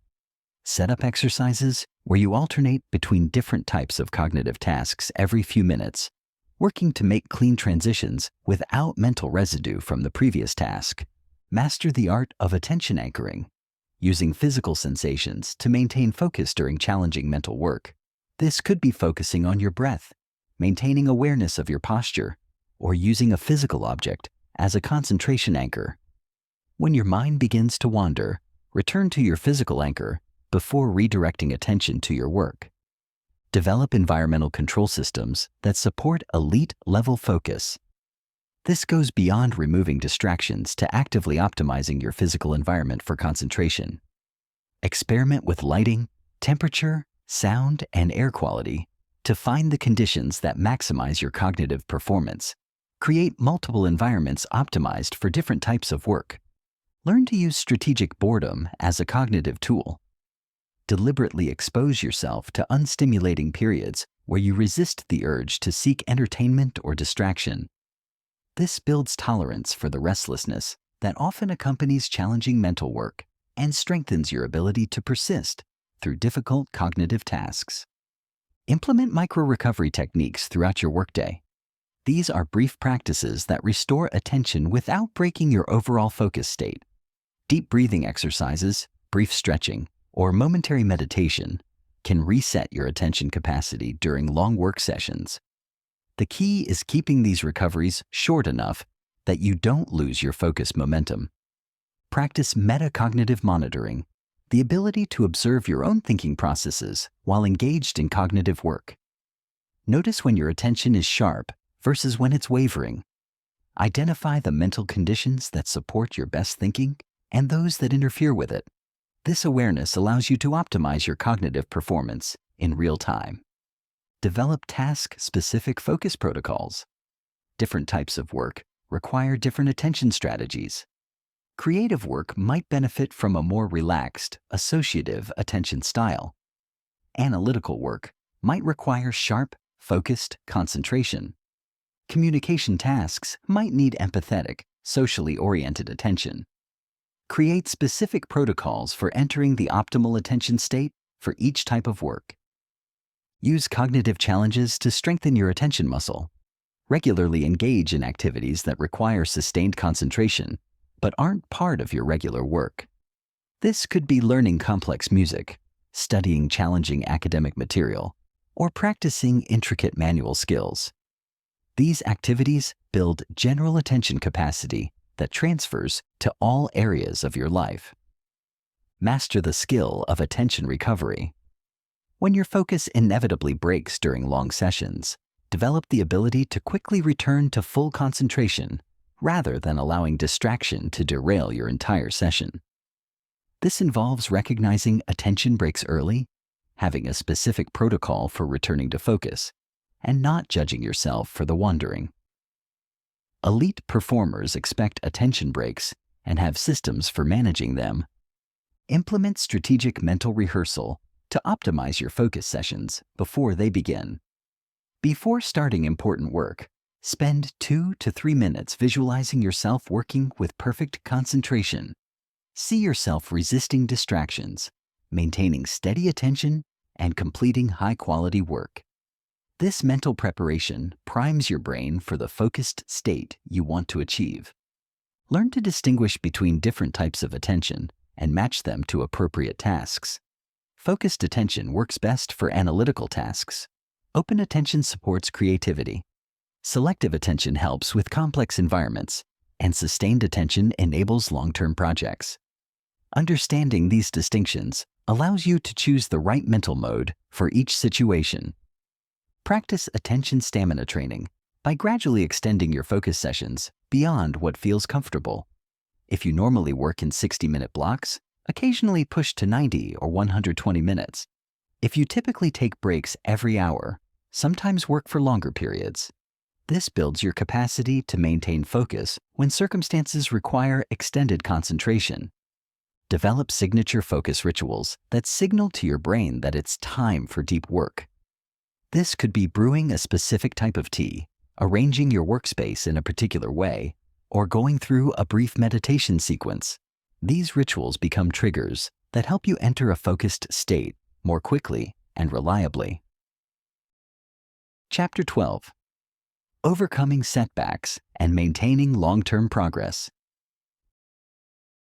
No matter how committed you are to your dopamine detox, you will face setbacks.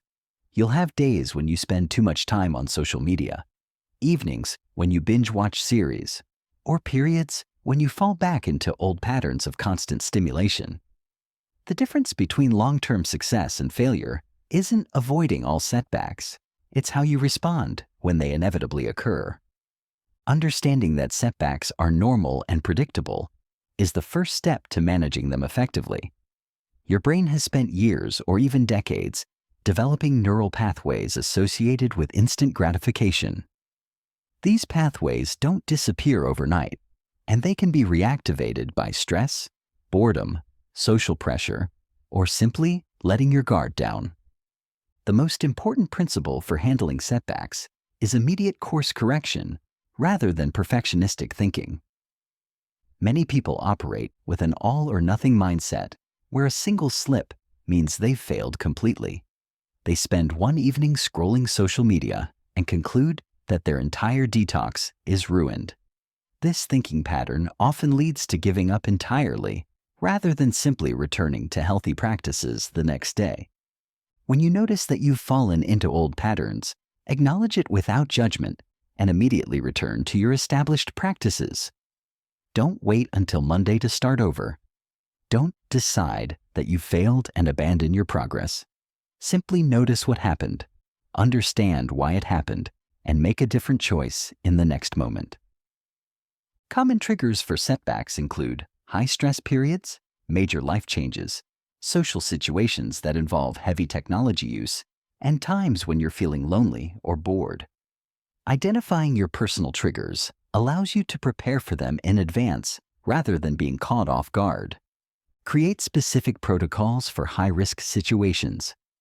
If you know that work stress tends to drive you toward mindless scrolling, have alternative stress relief strategies ready. If social situations typically involve excessive screen time, plan how you'll maintain your boundaries while still participating. If travel disrupts your normal routines, design modified practices that work in different environments. Develop early warning systems that help you recognize when you're beginning to slip before the behavior becomes entrenched. This might be noticing that you're checking your phone more frequently, feeling restless during activities that usually hold your attention, or experiencing stronger cravings for stimulating content. Catching these warning signs early makes course correction much easier. Build flexibility into your long-term approach rather than adhering to rigid rules that create guilt when broken.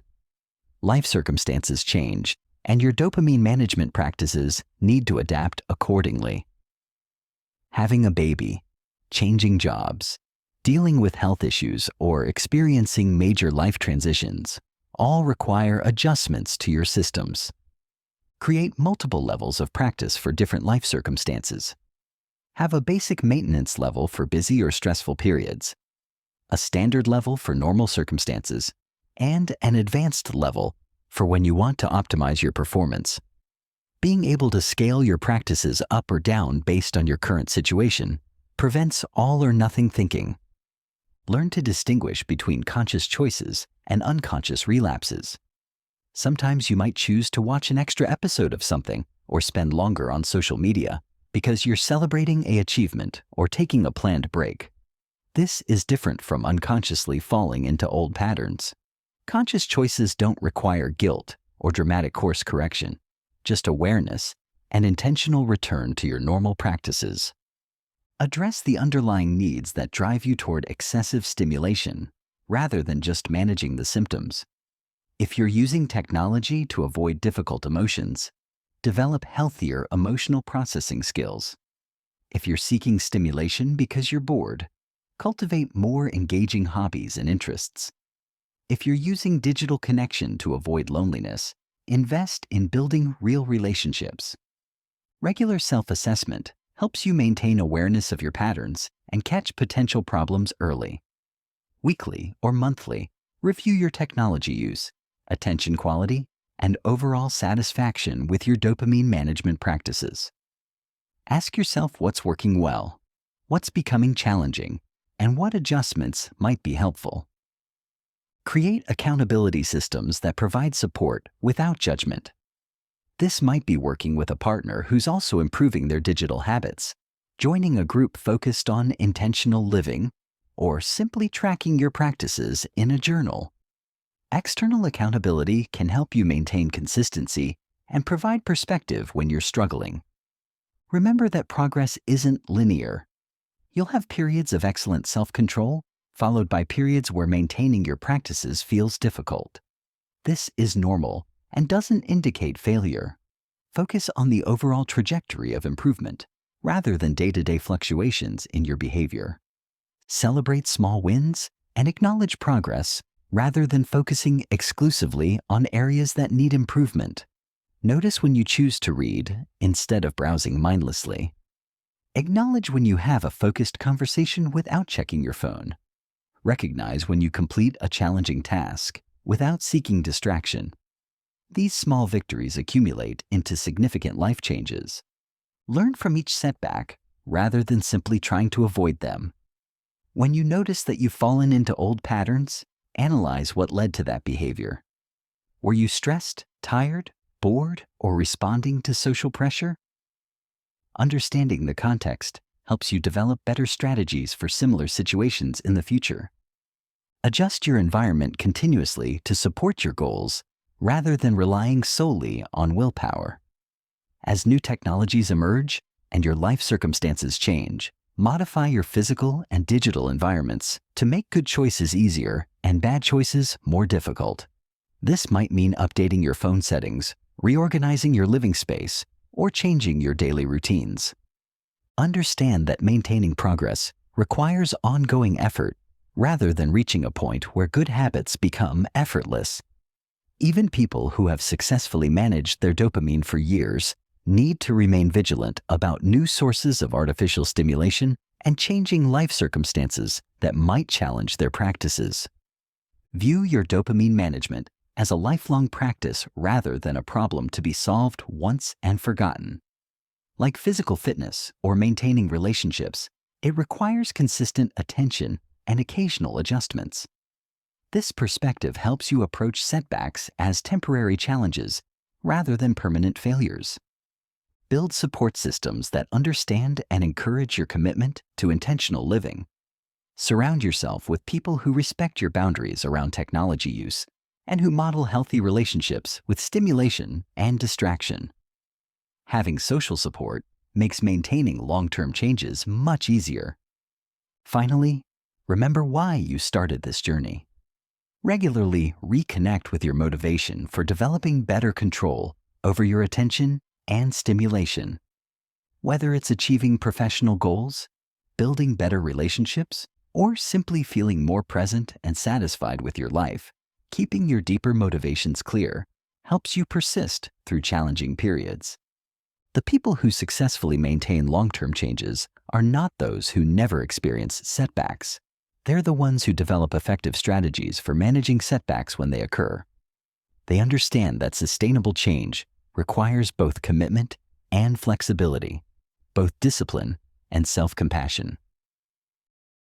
Chapter 13. The Transformation: Life After Dopamine Detox. After weeks or months of systematically rewiring your relationship with stimulation and reward, you'll begin to experience changes that go far beyond just being able to focus better or resist the urge to check your phone. A properly executed dopamine detox creates a fundamental shift in how you experience life, how you relate to challenges, and what brings you genuine satisfaction. The most immediate change you'll notice is in your baseline mood and energy levels. When your brain isn't constantly seeking the next stimulation hit, you'll experience a sense of calm and contentment that might be unfamiliar if you've been living in a state of constant digital arousal for years. This isn't the temporary euphoria of artificial stimulation, but a steady, sustainable sense of well-being. Your attention span will have transformed dramatically. Tasks that used to feel impossible to sustain will become manageable, then enjoyable. You'll be able to read books for hours without restlessness, have long conversations without feeling the urge to check your phone, and work on complex projects without the constant mental static of wanting to switch to something easier or more immediately rewarding. The quality of your work will improve substantially. When you can focus deeply for extended periods, you can tackle more complex problems, develop more sophisticated ideas, and produce higher quality output. You'll find yourself capable of the kind of deep thinking that creates breakthrough insights and innovative solutions. This improvement in work quality often leads to significant career advancement and increased professional satisfaction. Your relationships will become deeper and more satisfying. When you're fully present during conversations, people feel heard and valued in a way that's increasingly rare in our distracted world. You'll notice nuances in communication that you previously missed, and your ability to empathize and connect will strengthen. Many people report that their relationships become more intimate and meaningful after reducing digital distractions. Simple pleasures will become satisfying again. A conversation with a friend, a walk in nature, a well-prepared meal, or a good book will provide genuine enjoyment rather than feeling boring compared to digital entertainment. You'll rediscover the subtle satisfactions that make daily life rich and meaningful rather than constantly seeking intense stimulation to feel engaged. Your decision-making capacity will be dramatically enhanced when you're not constantly depleting your mental energy with task switching and distraction management. You have more cognitive resources available for important choices.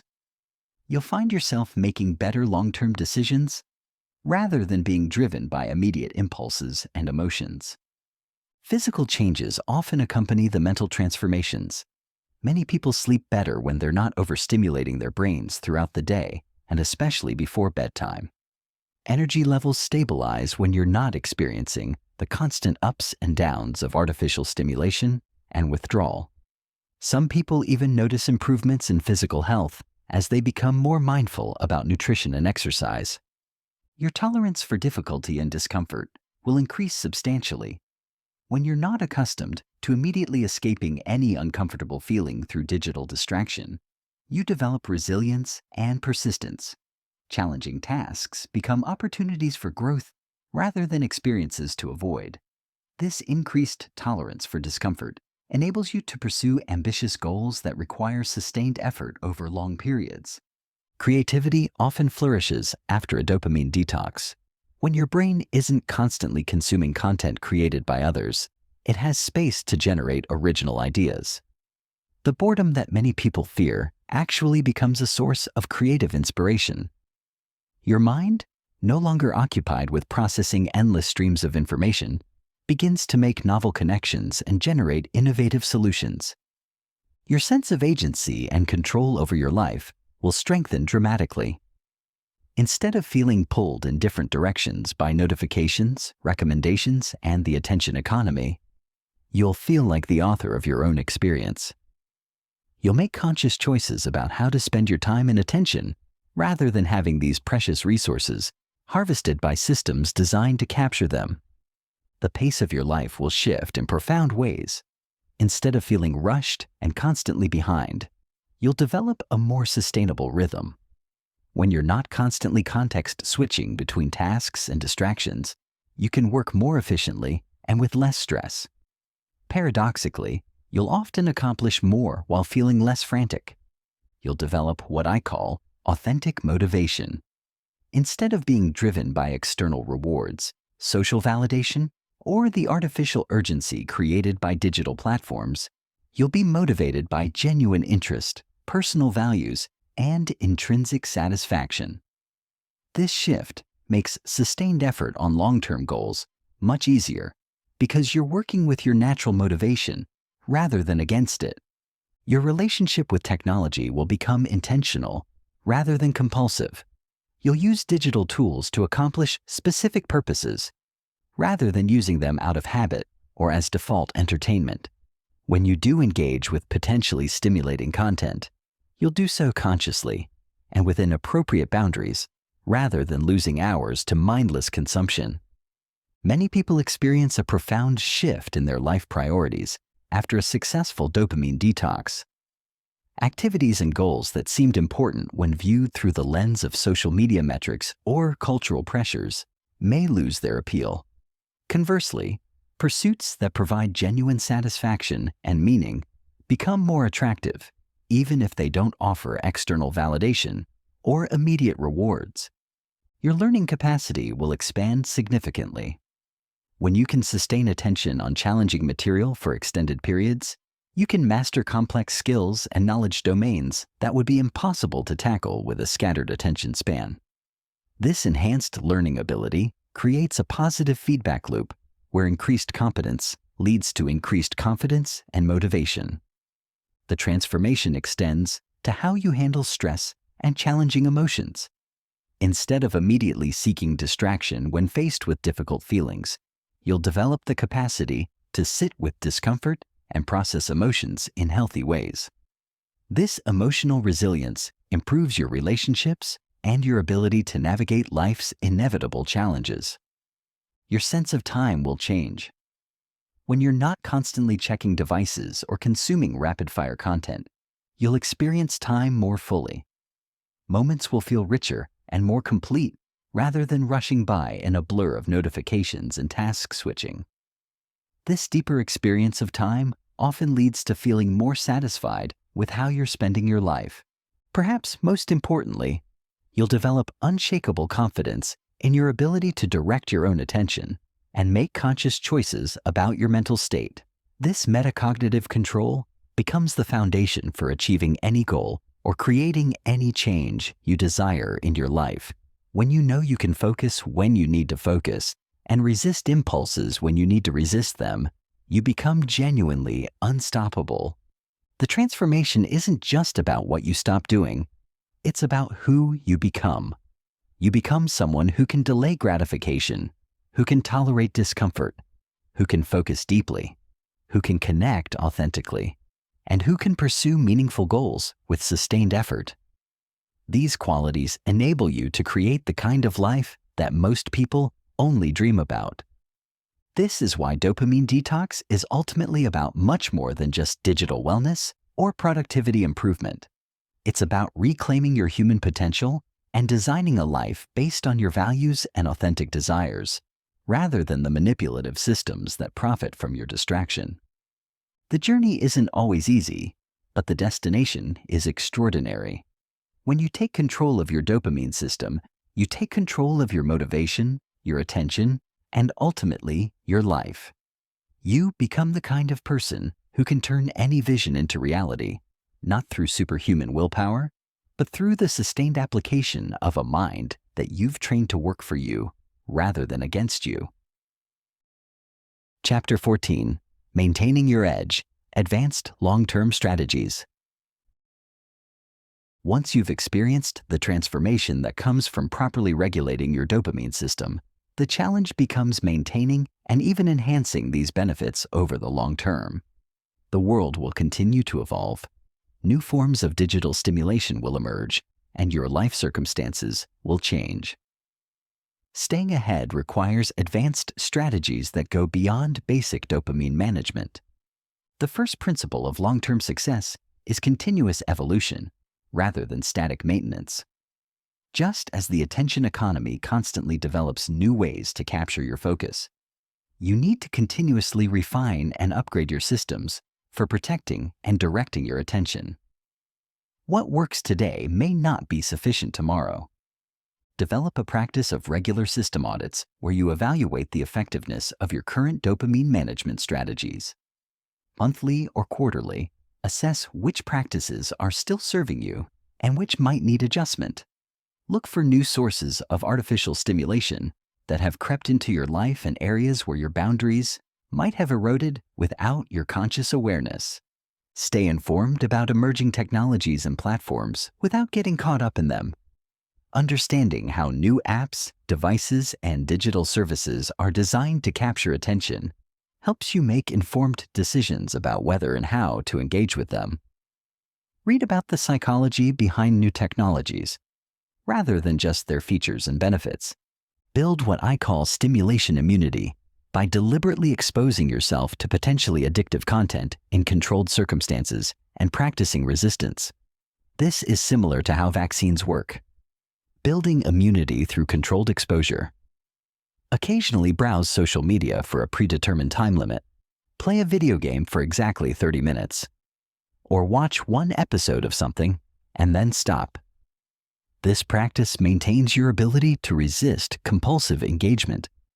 Develop advanced environmental design strategies that automatically support your goals without requiring constant willpower. This might include smart home technology that reduces digital distractions at specific times, workspace designs that optimize for different types of cognitive work, or living arrangements that naturally encourage healthier habits. Create multiple backup systems for your most important practices. If your primary focus routine is disrupted by travel, have a modified version that works in different environments. If your usual exercise routine becomes impossible due to schedule changes, have alternative movement practices ready. Redundancy in your systems prevents temporary disruptions from becoming permanent setbacks. Implement what I call cognitive load balancing, where you actively manage the total amount of mental effort required by all areas of your life. When work demands are high, simplify other areas to preserve mental energy. When personal challenges increase your stress levels, reduce optional cognitive demands. This prevents overwhelm that can drive you back toward escapist behaviors. Develop expertise in attention restoration techniques that go beyond basic rest and recovery. Learn advanced meditation practices. Explore different types of physical movement. Experiment with creative activities that genuinely refresh your mind. The better you become at restoring your mental energy, the more sustainable your high-performance practices become. Build a personal early warning system that alerts you to subtle signs of declining dopamine regulation before they become problematic. This might include tracking metrics like sleep quality, mood stability, focus duration, or creative output. Small declines in these areas often predict larger problems if left unaddressed. Create advanced accountability systems that provide support and course correction without becoming burdensome. This might involve working with coaches who understand dopamine regulation, joining mastermind groups focused on intentional living, or establishing mutual accountability partnerships with others who share your commitment to conscious living. Develop mastery in one or more skills that require sustained attention and delayed gratification. This could be learning a musical instrument, mastering a craft, developing expertise in a complex field, or pursuing artistic expression. Having ongoing practices that require deep focus maintains and strengthens your attention capacity over time. Learn to use strategic challenges to prevent complacency and maintain your edge. Periodically undertake projects that stretch your current capabilities, whether in professional, creative, or personal domains. These challenges keep your dopamine system engaged with meaningful difficulties rather than seeking stimulation from artificial sources. Build flexibility into your long-term approach by developing multiple versions of your core practices that work in different life circumstances. Have intensive versions for when you want to optimize performance, maintenance versions for busy periods, and minimal versions for times of high stress or major life changes. Stay connected with others who share your commitment to intentional living and conscious technology use. The cultural pressure toward constant stimulation is enormous, and having community support helps you maintain practices that might seem unusual or extreme to the broader culture. Regularly engage in activities that provide genuine challenge and growth, rather than mere entertainment. This might include travel that requires adaptation and problem solving, intellectual pursuits that expand your understanding, physical challenges that develop resilience, or creative projects that require sustained effort and skill development. Develop expertise in recognizing and resisting sophisticated persuasion techniques as they evolve. The attention economy will continue to develop more subtle and powerful methods for capturing focus. Understanding these techniques intellectually and practicing resistance practically helps you maintain autonomy over your choices. Create systems for periodic digital detoxes that go deeper than your initial reset. Once or twice per year, undertake more intensive periods of reduced stimulation that help recalibrate your baseline and identify areas where digital habits might have gradually eroded your attention capacity. Build practices that connect you with purposes and values larger than personal productivity or self-improvement. When your motivation for conscious living extends beyond personal benefits to contributing to your community, family, or causes you care about, maintaining disciplined practices becomes easier during challenging periods. Learn to view your dopamine regulation practices as a competitive advantage rather than a limitation. In a world where most people are becoming increasingly distracted and impulsive, your ability to focus deeply and delay gratification becomes increasingly valuable and rare. Develop sophisticated decision-making frameworks for evaluating new technologies, platforms, and digital services before adopting them. Consider not just their immediate utility, but their potential long-term impact on your attention, motivation, and ability to pursue meaningful goals. Stay curious about the cutting edge of neuroscience and psychology research related to attention, motivation, and digital wellness. New discoveries about how the brain works can inform and improve your practices. However, be cautious about constantly changing your approach based on every new study. Balance innovation with consistency. The ultimate goal of advanced long-term strategies is to become anti-fragile in your relationship with technology and stimulation. Anti-fragile systems don't just resist damage, they actually become stronger when exposed to stress. By continuously evolving your practices and maintaining high standards for your attention and focus, you become more resilient and capable over time rather than gradually declining. Remember that maintaining your edge requires ongoing effort and attention. The benefits of dopamine regulation are not permanent if you stop practicing the behaviors that created them. However, the investment of time and energy required to maintain these practices pays enormous dividends in every area of your life. The people who successfully maintain high levels of focus and intentional living over decades are those who treat it as a craft worthy of continuous refinement rather than a problem to be solved once and forgotten. They understand that in a world designed to capture and monetize attention, protecting and directing your focus becomes one of the most important skills you can develop. Chapter 15. Beyond Personal Transformation: Creating a Legacy of Intentional Living. Your journey of dopamine regulation and intentional living doesn't end with personal transformation. In fact, the most profound impact often comes when you begin to influence others and contribute to a broader cultural shift away from distraction and toward meaningful engagement with life. The principles you've learned and the changes you've made can ripple outward in ways that affect your family, community, and even society at large.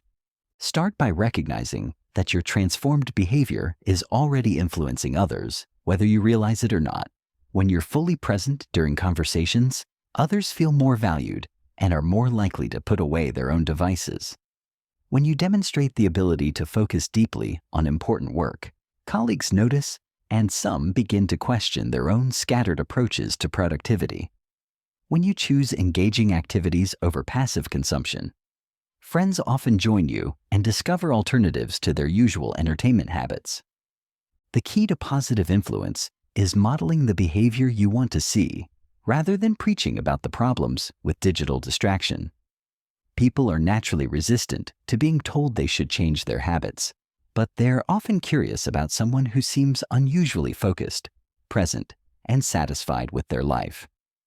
Let your results speak for themselves and be ready to share your experience when others express genuine interest. Consider the impact on any children in your life, whether your own kids, nieces and nephews, students you teach, or young people you mentor.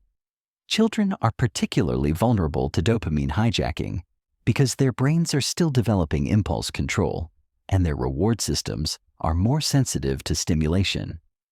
The example you set regarding technology use and attention management can profoundly influence their relationship with digital devices throughout their lives.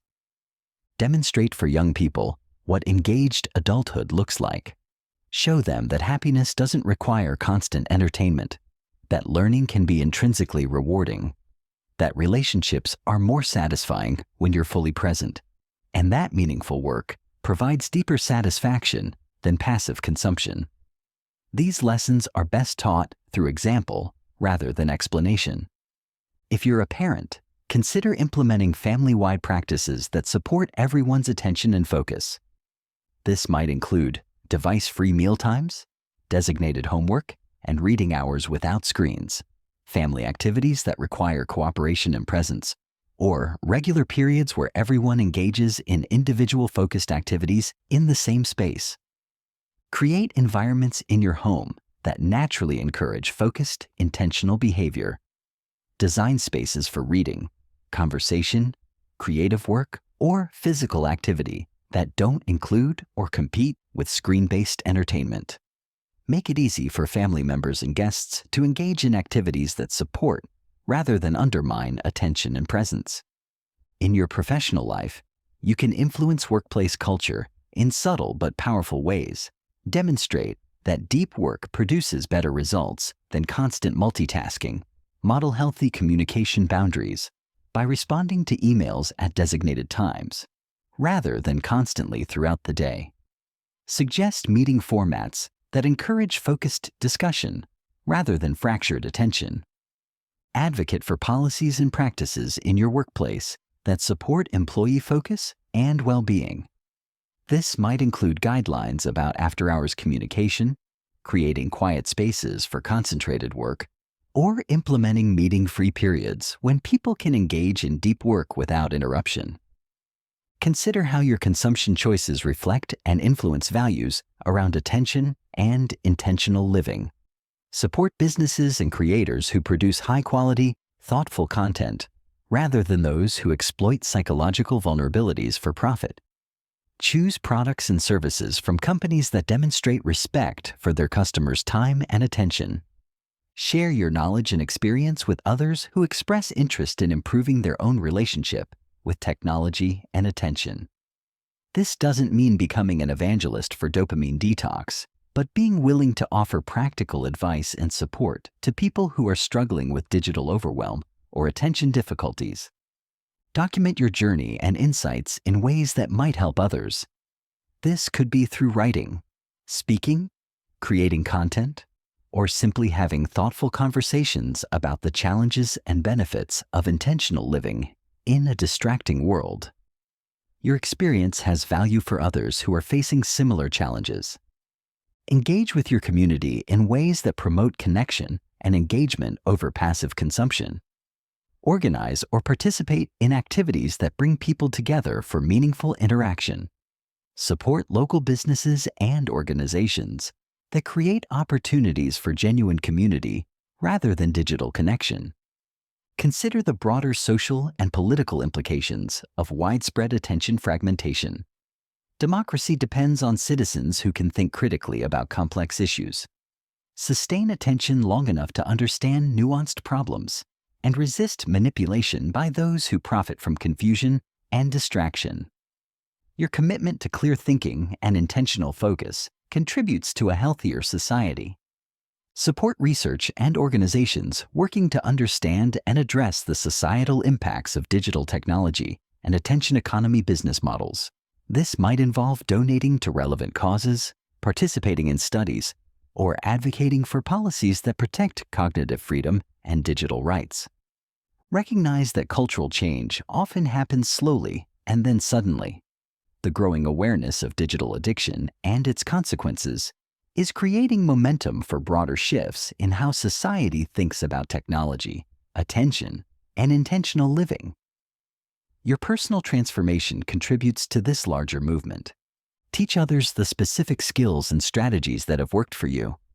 This might involve formal teaching or mentoring relationships, but it often happens through informal sharing of techniques and insights. Help others understand that attention management is a learnable skill rather than a fixed trait. Build and maintain communities of people who share your commitment to intentional living. These communities provide mutual support and accountability while also demonstrating to the broader culture that alternatives to distraction-driven lifestyles are possible and desirable.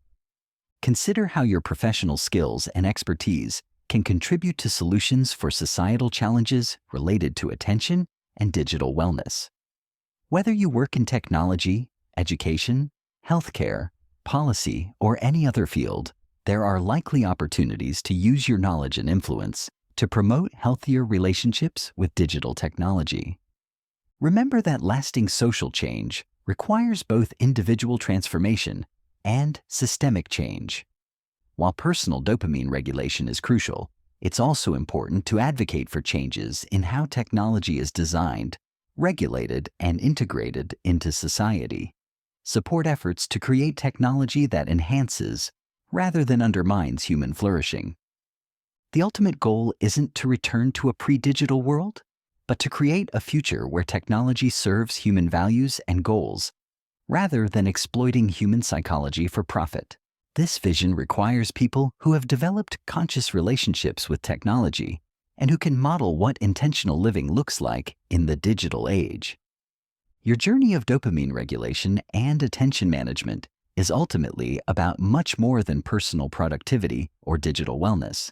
It's about reclaiming human agency in an age of algorithmic influence, demonstrating that conscious choice is possible in a world designed to capture attention and contributing to a culture that values depth over surface, intention over impulse, and meaning over mere stimulation. The legacy you create through your commitment to intentional living extends far beyond your own life. Every conversation where you're fully present, every project where you demonstrate sustained focus, every choice to engage meaningfully rather than consume passively, contributes to a broader transformation in how humanity relates to technology, attention, and what it means to live a fulfilling life. The work you've done to take back control over your dopamine system is just the beginning. The real impact comes from using that control to create value, build relationships, pursue meaningful goals, and inspire others to discover what becomes possible when you're no longer a slave to artificial stimulation. This is how personal transformation becomes social transformation, and how individual liberation contributes to collective flourishing.